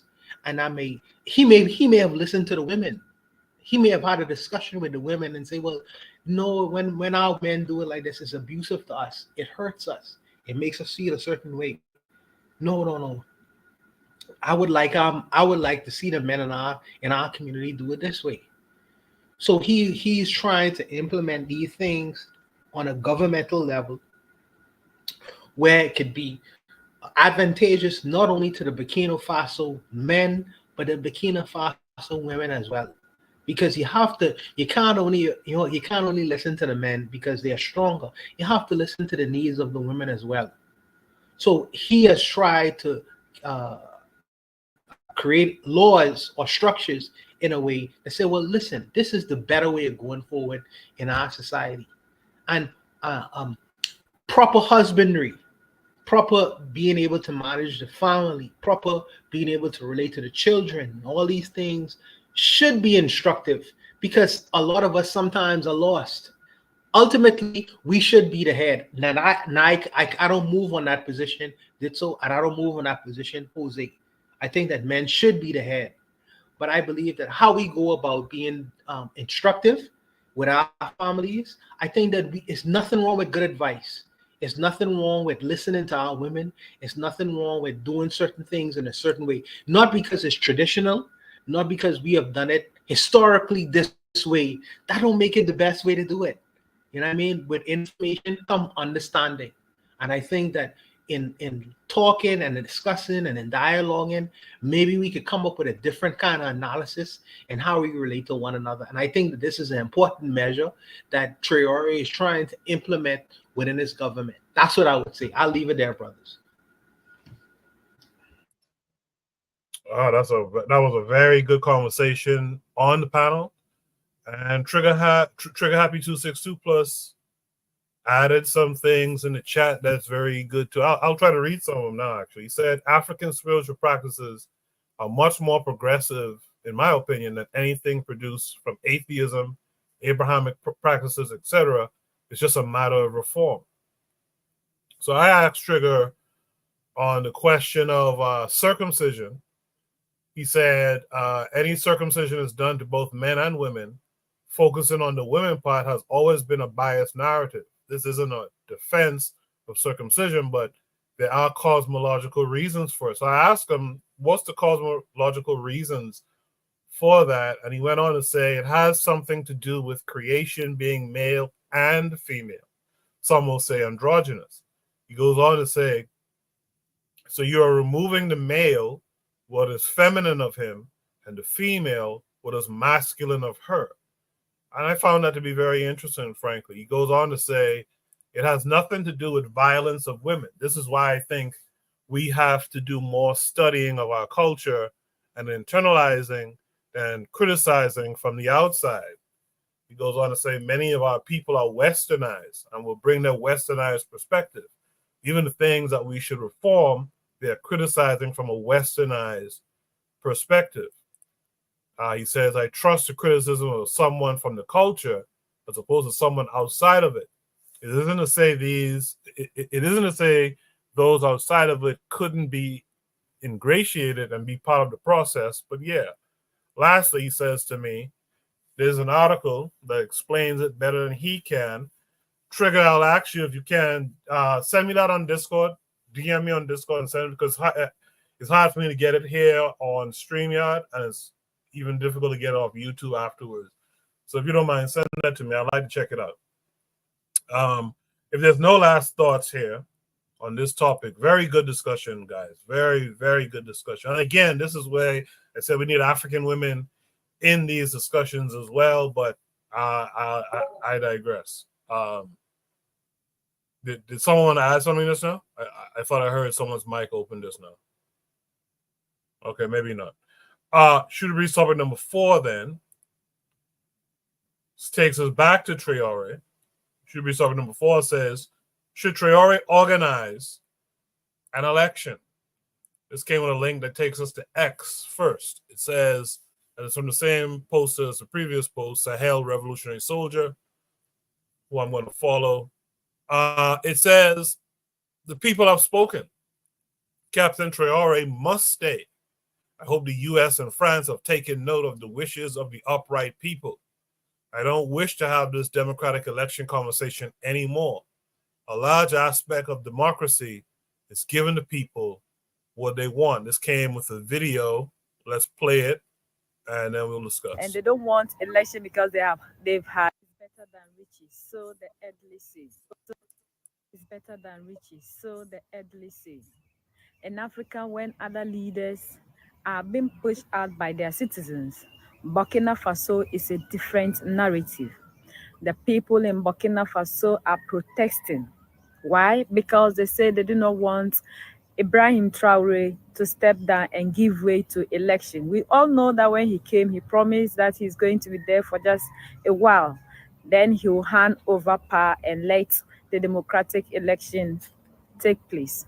But the people of Burkina Faso are saying they will not allow Ibrahim Traore to step down, looking at the development that they have had just a few years that he has taken over the country. And they don't want election because they've had elections upon elections and their country has not seen any progress. So they want him to be there. As long as they wish, he should continue to be there. So this is a development from Ibrahim Traore. And we all do not want you to step down. Please, Ibrahim Traore, wherever you are, with the revolution that is ongoing in Africa, Mali, Niger, and Burkina Faso, we do not want any of you to step down. Continue, because we know you are the gateway to which Africa will be set free. You just didn't choose yourself, but the land chose you. I like that. You just didn't choose yourself, but the land chose you. Let me see if there's more to this post here. No, there's not more here. So let's go to the next. Let's go to the next attachment. Are being pushed out by their citizens. Sorry, we'll watch it and then we'll discuss. Burkina Faso has experienced a remarkable transformation, marked by the execution of significant construction and industrial projects. These developments are more than just infrastructure improvements. They symbolize the country's efforts to uplift local communities, foster economic growth, and reduce its reliance on imported goods. In this video, we explore various recent projects that are reshaping Burkina Faso, bringing pride and relief to its citizens while positioning the country as a burgeoning industrial hub. For decades, the lack of adequate transportation infrastructure in Burkina Faso posed a major challenge. Roads were impassable during heavy rains, and residents faced hardships when evacuating the sick or transporting goods. However, a newly constructed road in this region has significantly improved the lives of local communities. According to a local resident, the new road has transformed daily life by ensuring a smoother, more reliable flow of traffic. Before, we had a lot of difficulties, even with evacuations for the sick. The traffic was terrible, especially when it rained. Now, with the ambulances and this new road, everything is more comfortable. Traffic flows smoothly, and we are proud to see it. This road project has not only improved accessibility, but also enhance the urban landscape of the town. Residents have expressed immense gratitude to the government for prioritizing their needs. Words fail us to describe our satisfaction and joy toward the government. This road has not only made our city more accessible, but has also contributed to its overall beautification, shared another resident. Perhaps most remarkably is the new international airport project in Burkina Faso that is nearing completion, marking a significant milestone in the country's infrastructure development. Initiated in 2013, the project faced numerous delays, including a major setback with the termination of an agreement with the original French partner. However, under the decisive leadership of President Ibrahim, the project has made remarkable progress in just 2 years.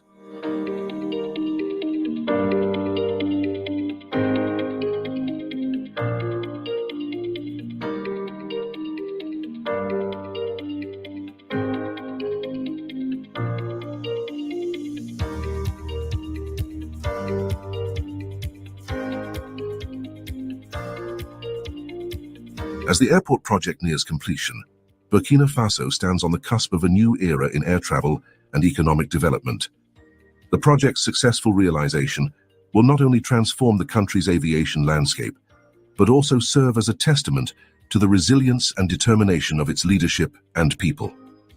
This airport project promises to revolutionize air travel in Burkina Faso by enhancing both safety and efficiency. Once operational, the airport will serve as a major hub for international travel, with a capacity to accommodate up to 1 million passengers annually, based on expert projections. Beyond improving transportation infrastructure, the project is creating economic opportunities. The construction phase has already generated numerous jobs, and the airport's operational phase will continue to offer employment, thereby reducing unemployment and stimulating local economies.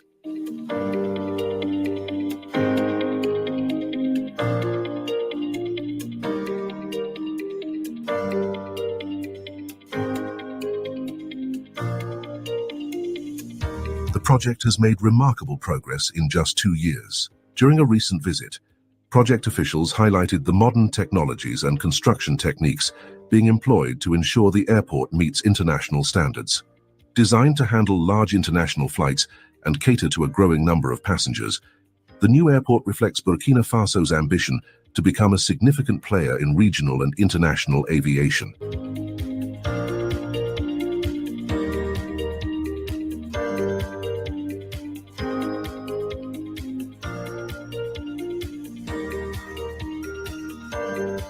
The swift progress under President Traore underscores the government's commitment to completing the airport project. This commitment reflects a broader vision of economic development and international connectivity.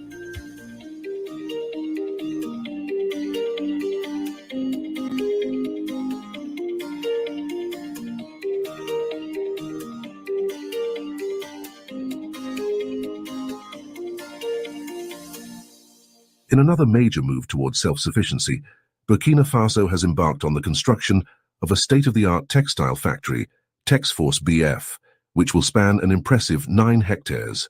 The project represents a strategic component of the country's broader push for industrialization, specifically in the textile sector, where Burkina Faso is taking steps to process its locally produced raw cotton.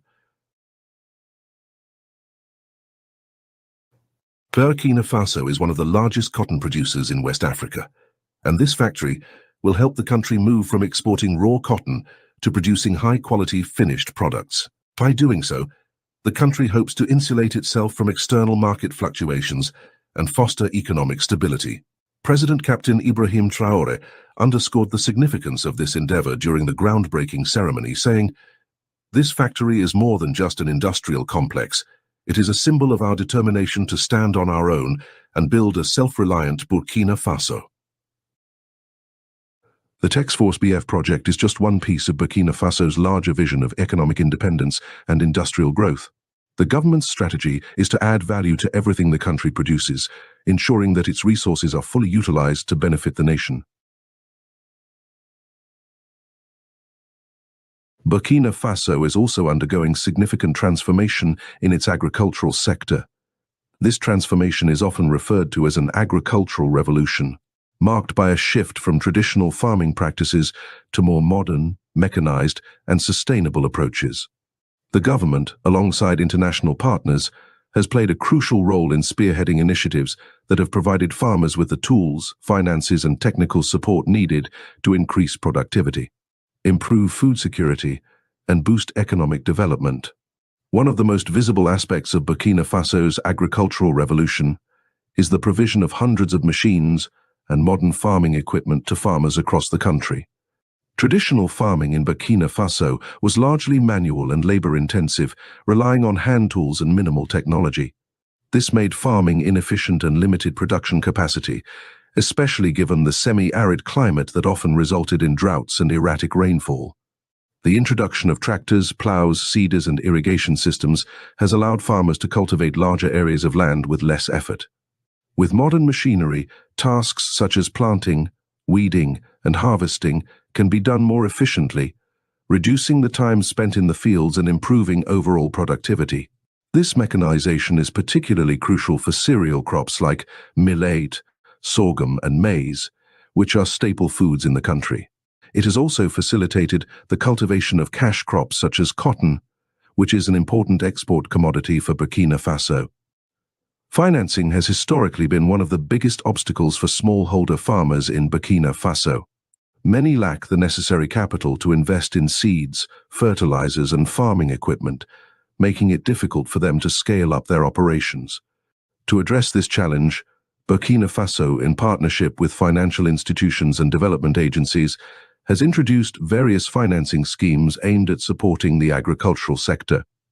Farmers are also being encouraged to join cooperatives, which allow them to access pooled resources, share costs, and collectively apply for financial support. These cooperatives strengthen farmers' bargaining power when purchasing inputs or selling produce, enabling them to get better prices and reducing their vulnerability to market fluctuations. Burkina Faso's agricultural revolution has also emphasized the importance of water management, particularly in a country that experiences regular droughts and unreliable rainfall patterns. Traditionally, most of the agriculture in Burkina Faso was rain-fed, which meant that during the dry season, farming activities would come to a halt, and food insecurity would become a pressing issue. To counter this, the government has invested in irrigation infrastructure, allowing farmers to engage in year-round farming.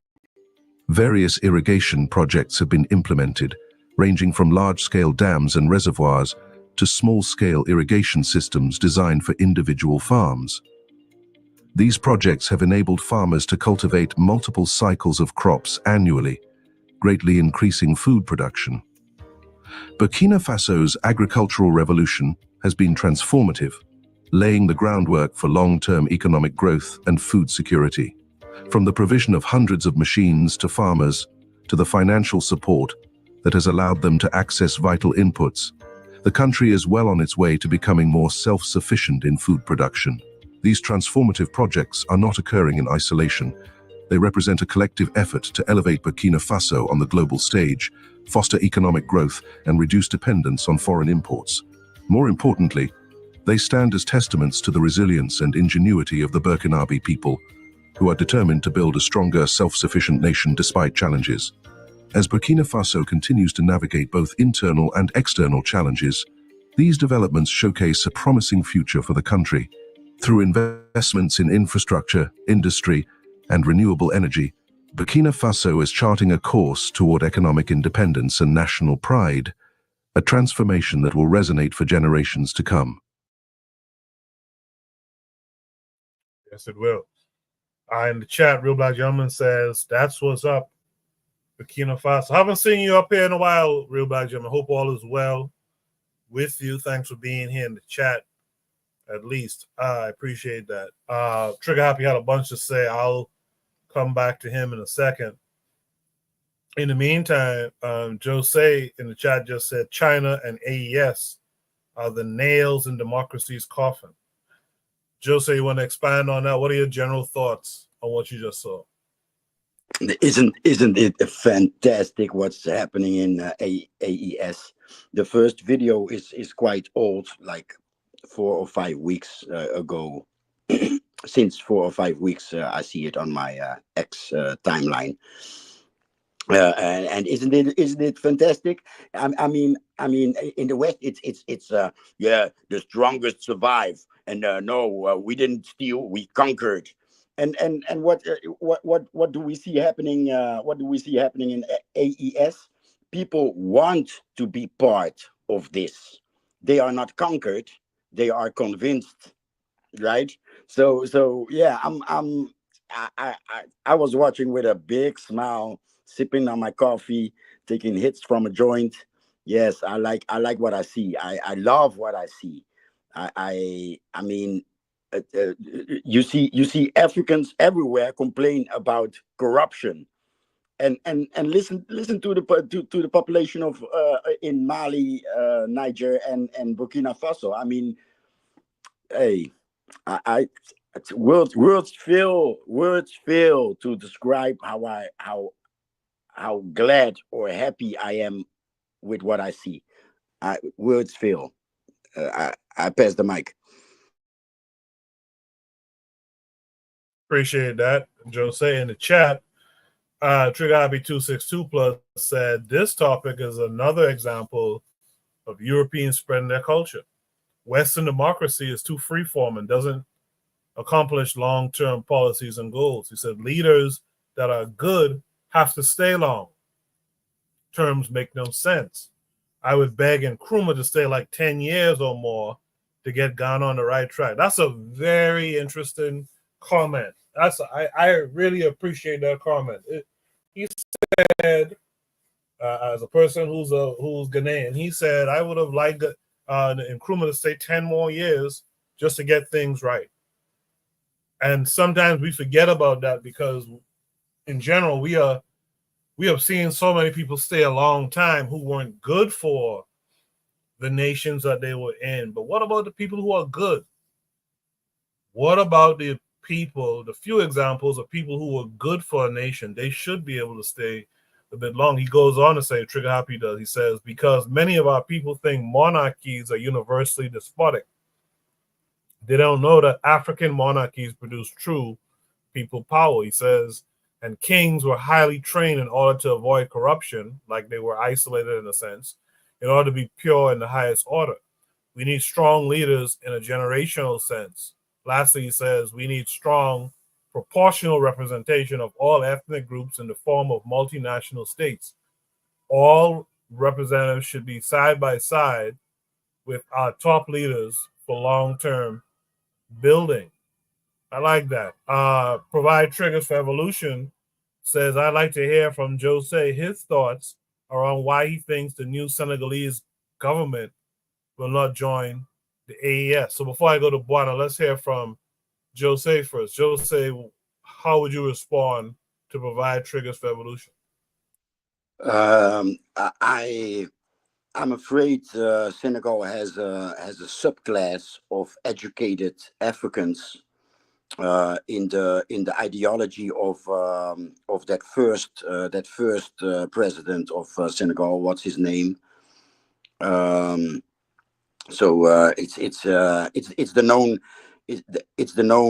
known class, the class that we also know in the diaspora, the academics that are civilized and think that Africa should quote unquote civilize in the same structure as dictated from the West, from Europe. And people, I've seen people say that the current president is from that, he comes from that class, from that part of the of Senegalese society. But I don't know, I'm not 100% sure, but I would expect even for just cold economical reasons, I expected that they would do a lot to facilitate AES, because it's economically a win. It's economically a win because they could make Dakar the port for AES, right? When it all started, Macky Sall committed to the West African economical group. What's it called? He committed, and he boycotted. He closed the border between Senegal and Mali. But in 3 months he opened it up again because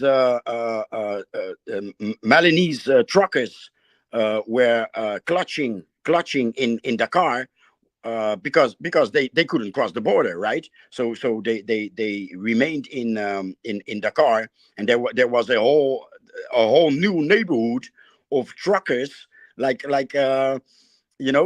in 3 months he had to open the border, and I expected only for that reason alone, for them to be to embrace AES. I don't know what's happening. The only explanation the only explanation that I have is what I've heard, that he is of this educated academic Senegalese class in the ideology of the first president. But Sonko was to be the president. This guy is president because Sonko was jeopardized by Macky Sall in the same way as Trump was attacked. So he couldn't be elected to be president.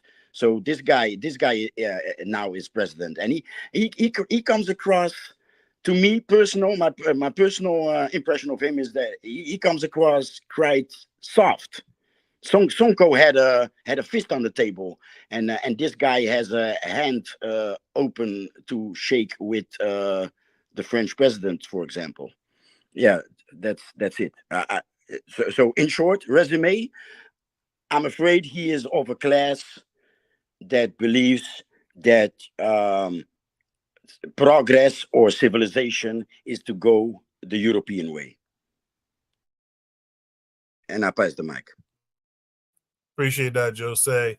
Yeah, the articles that Trigger sends from that site are in French, but Google will translate it if memory serves me. I'm pretty sure Google translates it. So yeah, you shouldn't have a problem provide triggers for evolution.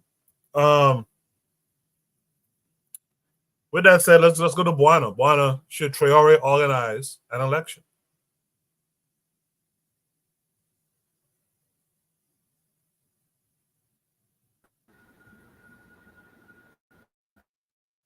No, I think that, man, the elves are really trying to get me right now. But let me see if I can be quick. I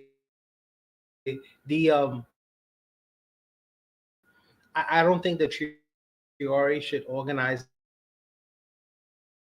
an election. I think that his party should organize an election.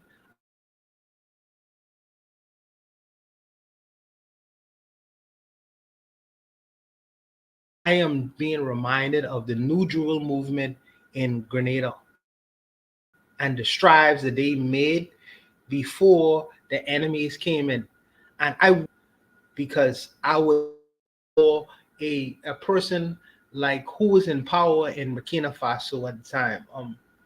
I forget the name of the president. There's a Blaise Compaoré. There's always someone in the waiting to replace you.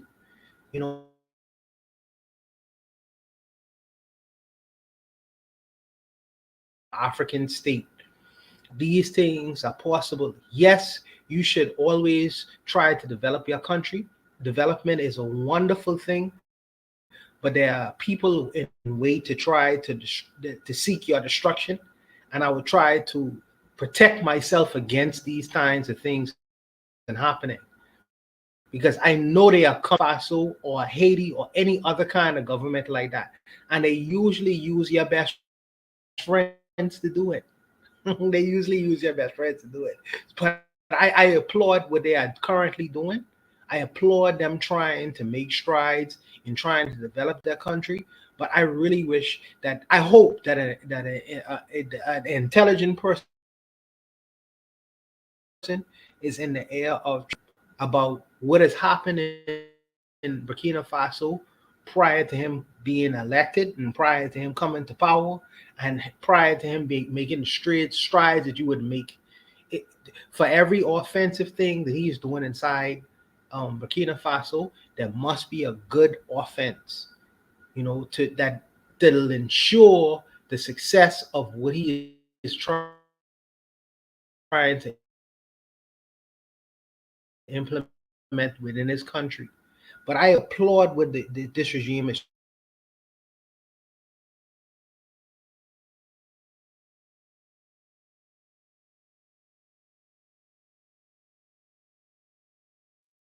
Yeah, boy, you're cutting out bad now.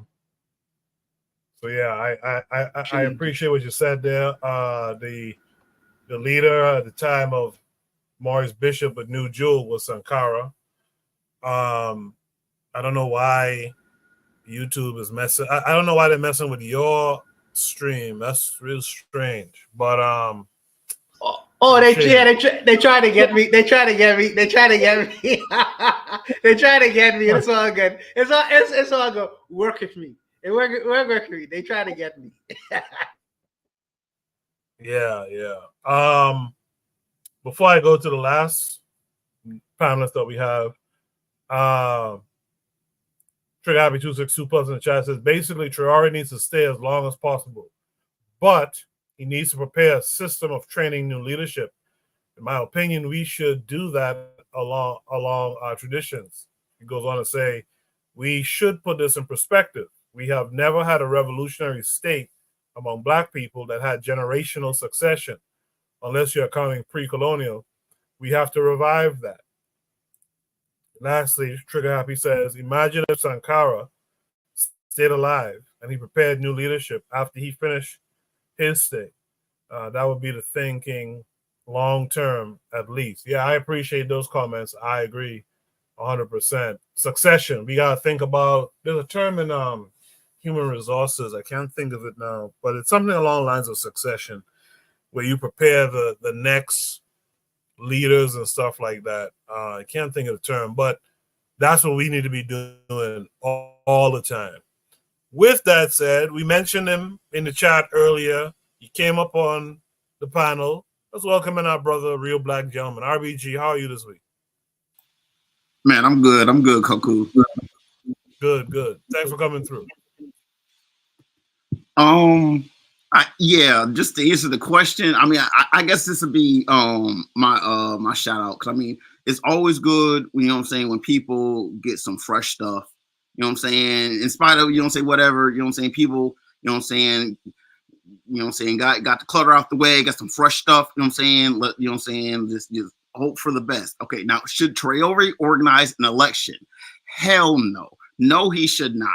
The last thing he needs to do right now in that country that's all unstable with random, jihadists and stuff, and randos coming at him, is allow a power situation where, elements of an opposing party can be, fomented to basically do what the whole jihadists and stuff want to do.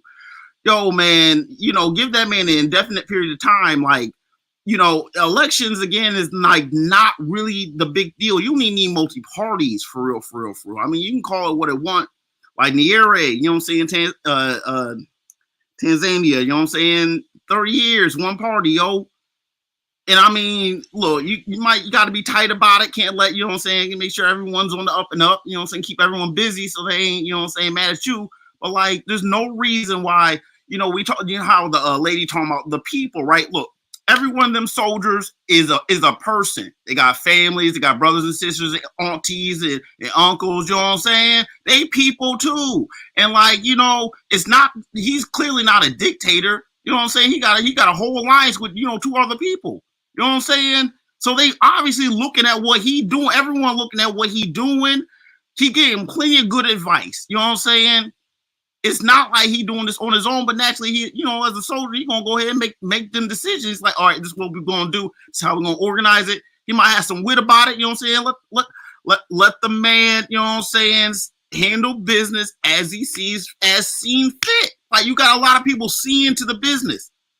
Elections, You know what I'm saying? Just don't even worry about that. That's, you know, election, that's white people stuff, voting and stuff. I mean, of course people just, come together. It's like, you know what I'm saying? Like, you know, people always, all right, how many of us want to do it? You know what I'm saying? 3-2. You know, you do that on a worker level. You know what I'm saying? You can do that on any level where it's like you got a bunch of people just, all right, you know what I'm saying? If you have to have like decisions like that, obviously if everyone's thinking and talking about the obvious thing that's right in front of you, all this deciding on who's gonna be, I mean, like, ain't no one gotta worry about that. You got, the people are out there keeping busy, keeping, people in the bed, making all that material so they can make their cotton, so they can make their own with the textiles. That's okay. Why you mad at Traore? Go and work at that factory. Stop playing. You know what I'm saying? Like, man, you got anything else to do? You know what I'm saying? Cause, you know what I'm saying? Like, well, you need a vote. And, that's some like, like jealous, envious stuff. Like, you know what I'm saying? Like, I wanna be in charge too. Like, you know what I'm saying? Like, like, man, what is it? Heavy lies the head that wears the crown. Like, you don't really want to be on like that. That's like some like reluctant stuff for, I mean, you don't really want to necessarily have to do that necessarily. I mean, won't you just, someone else got it, let the older man do it. But if the older man really, really, really slopping and really slacking and lacking, it'd be like that though. And like, let it settle, let everyone stay busy doing what they was doing. If they wasn't soldiers like that, like, it's different when you were soldiers. So like, let the soldiers do what soldiers do. Just because they soldiers don't mean that they gonna be all crazy. In fact, a lot of times soldiers are the most disciplined people. You know what I'm saying? So like, you know what I'm saying? It's like, ain't nothing to worry about. You know what I'm saying? That dude with the fatigues probably like on the reserve, you know what I'm saying? Doing some like, farm work, you know what I'm saying? Because he know how to do that river stuff, you know what I'm saying? Study some stuff. You got the internet, people out here learning it, you know what I'm saying? I just wish I had some tools though, you know what I'm saying? They see the tools and, you know what I'm saying? All right, we're going to keep care of this stuff. Make sure it's oiled up, you know what I'm saying? You got to make sure the equipment, you got to maintain it though too. That's the big thing. Don't just get it, use it up. Be careful, you know what I'm saying? Know your terrain when you operating the equipment. Man, come on, man. We worried about an election, though? Man, let's worry about, you know what I'm saying, getting some work done, man. Like, come on, man. This is some obvious stuff, man. Like, what? But no one said he could be and could do all this stuff that you wasn't here a year ago. Man, if you don't stop tripping.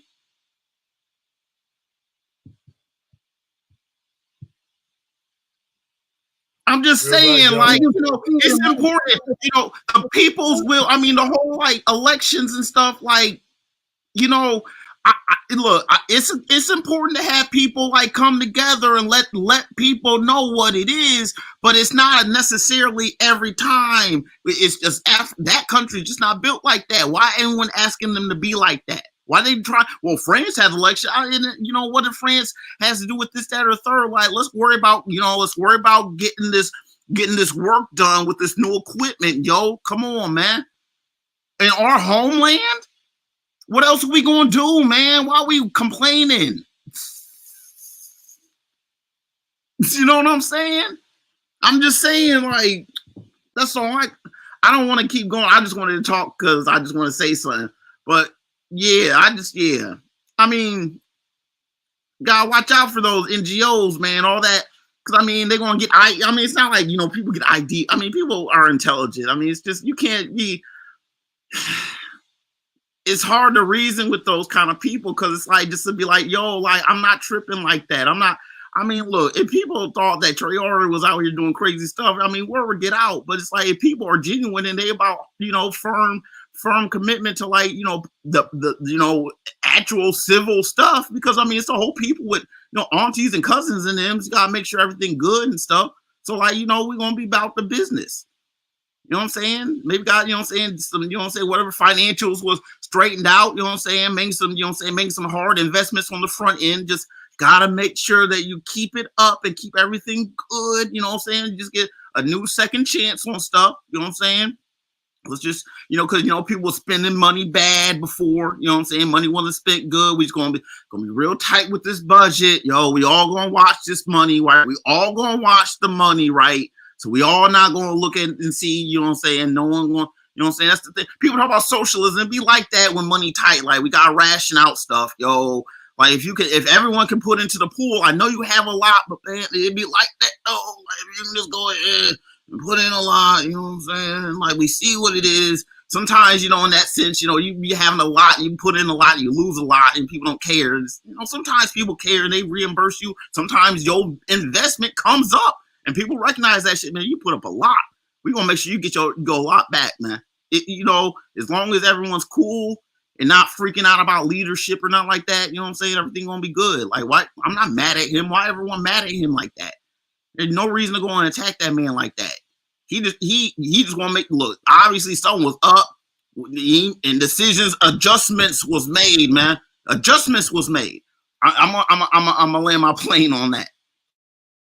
Yeah, RBJ, I just want to point out that your energy when you come through is usually really good. I like when you come through, and I think others, if you see one in the chat says Real Black is wild, LOL. Much love to my brother Real Black G. Jose said exactly while you were talking. He said, "Tell him 111." I think that's supposed to be exclamation marks. But yeah, man, I like that energy, man. Keep bringing it when you have a chance to. Much appreciated. Is there any last thoughts by anyone on the panel for this prompt? Yes, I wanna say something. Yesterday, I came across something that reminds me of actually my parents took great part in it, and that's we arrived here and everything was revolutionary, and yes, we are free and we are independent, but in no time it was like, Cape Verde is becoming communist, right? So in no time, my parents, little education, they were being programmed by Western propaganda, and so yesterday I came across there's a group from Mali that are in the same process.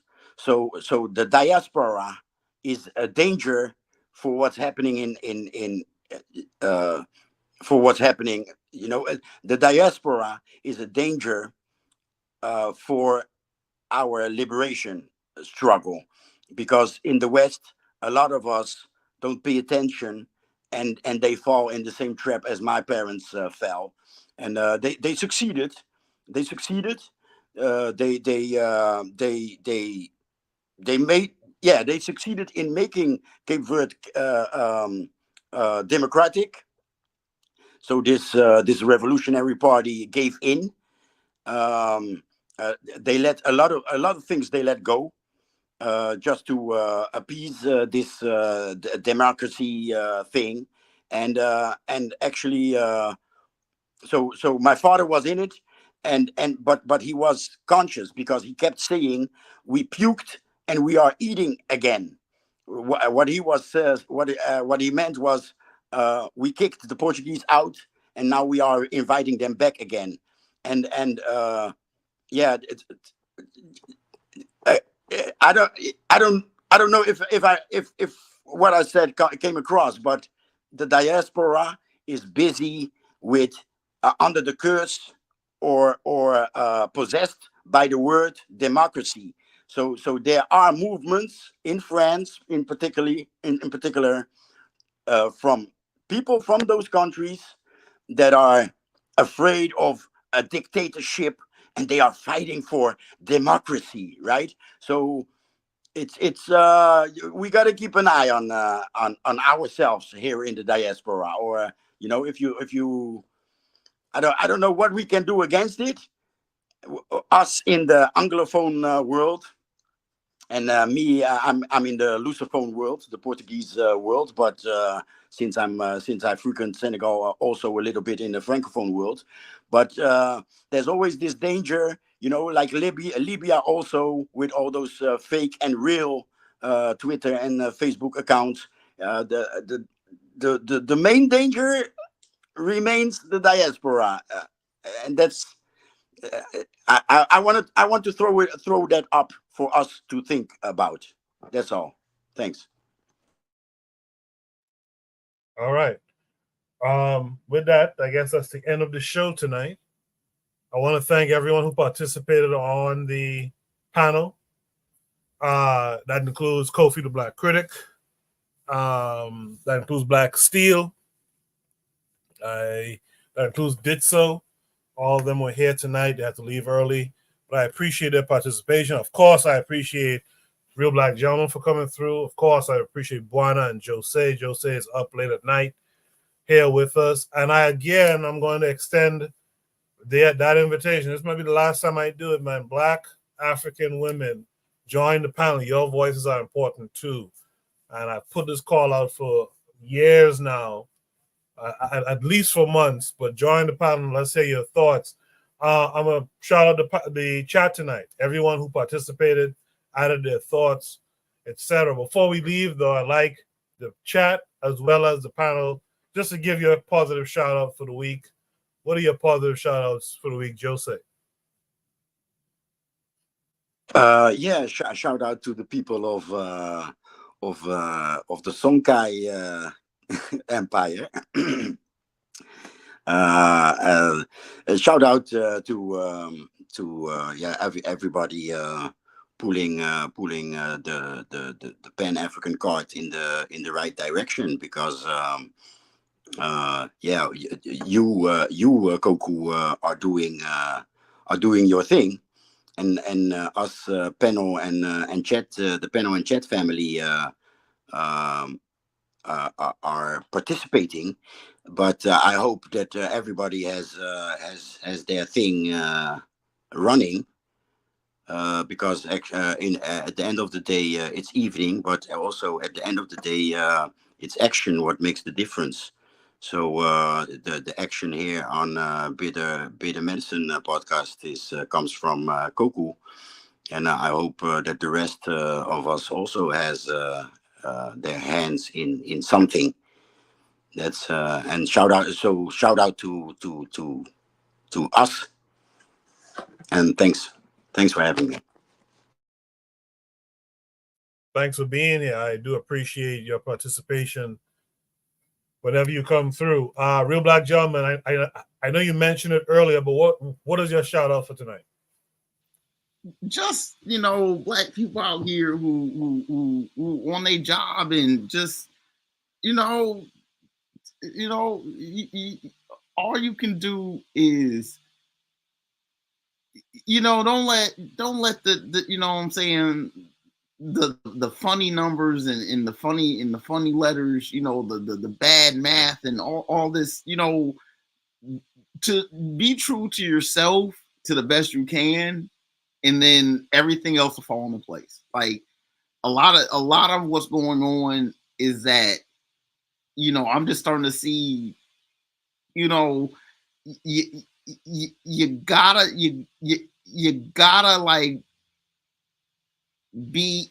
be honest to, you gotta have the courage of your convictions. You gotta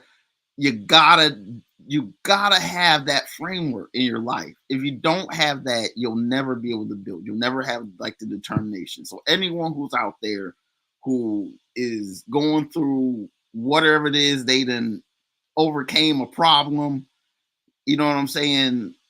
I give a shout out to you, because like it's like Burkina, you know what I'm saying? We keep saying it can't be overstated, because indeed, like a lot of times you'll have political unions and they fall. But the difference between this is that it's frankly it's a military alliance. So it means it's a lot more. It's more intricate. It's more what's the word I want to say? Vital. It's more you know what I'm saying, pertinent to any kind of situation. And it's not like it's prone to falling apart where you'll have one member just kind of like flake out. everyone's been in their own little silos. That's what the the Berlin Conference is. And it's like, as long as you have countries start breaking out of that, and I mean, in the rest of Africa, people are starting to see, just what's going on with, I mean, Nigeria and Dangote. And it's like, every time a Black person actually is trying to do something, you'll have some reasoning. It's like someone was saying, I don't know where I saw it in another stream, like Dangote builds a factory, and then all of a sudden, like the Koreans are going to build 4 more. They don't want Dangote to do what he's trying to do, for good, bad, or otherwise. This man, son of the soil, makes his money, more or less legitimately, selling grain and rice, common commodities, bubbles up, saves his coin, It's like, he has nothing to do with oil. He just happens to have money, has the financial, doing what he has to do. It's not just about him. It's just about anyone who's out here just like trying to, balance out the equation in spite of all the funny money and the funny letters. It's just like all the funny numbers and the funny letters that come out here, funny words, and all the funniness that comes out here that is just meant to twist you up. And just staying true to what it is. That's just what it is. I know y'all know what I'm saying. I'm gonna pass the mic. Thank you. Appreciate it, RBG. Hope to see you next week as well. If you have time, stop through, join us for the next conversation. Last but not least, Buana, what would you like to shout out this week? I would shout out all my brothers and sisters, from Jose, who was in Rotterdam. Every time I listen to him, I'm taking a ride through Rotterdam and having that Netherlands experience. Shout out to Costa Rica, to my brother Ditzel. Shout out to my, oh goodness, man, RBG. RBG, my brothers in America, your brothers are one of a kind, as well as everyone else in the diaspora as well. All my brothers have a unique experience. RBG is doing his American thing, giving us that American perspective on things. So you gotta respect that. And all my other African American brothers who do that thing, and all my universally, I would like to hear from Provide Triggers for Evolution. That sister, she has been doing great things. She's been giving good contribution for all this time. I would like to hear her voice, one of these days, because she is very insightful in her commentary. Shout out to my brother Trigger Happy. He gave us that Ghanaian experience and giving that Ghanaian perspective on things. He is very insightful as well, and he contributes all the time. So shout out to my brothers, them globally, who have been doing their thing. I hope that they are able to take the dialogue and the conversations that we have and put it into real life and put it into their personal lives and apply it. So shout out to all the brothers and sisters who contribute, every week and do their thing, man. I have much love and respect for all of y'all. And I say thank you for giving us an opportunity and giving us a chance. And thank you for giving us an ear to where we can dialogue and discuss and sit at the table and just, do this every week. So I appreciate all of y'all brothers and sisters. My Barbados. Barbados, enough respect, Barbados. Thank you for listening to us all the way across, wherever you are in the world. I know Oni is going to listen tomorrow. So thank you to all my brothers and sisters. Your proof Pan-Africanism is a true thing, and we must show love and respect for all our brothers and sisters worldwide. I'll leave it there, Kuku. I appreciate that. I want to shout out FBA and ADOS tonight. You guys are Africans, whether you like it or not. And if you come here, you ought to be Pan-African as well. There's no hatred towards y'all. There's no xenophobia. There's just truth about the situation. So hopefully you guys will pick up a Pan-African spirit and join in these Pan-African discussions earnestly and share these conversations with your families and friends as well. We should be back next week. Until then, I want you guys to stay good, stay Black, stay African. I'll see you then. Peace.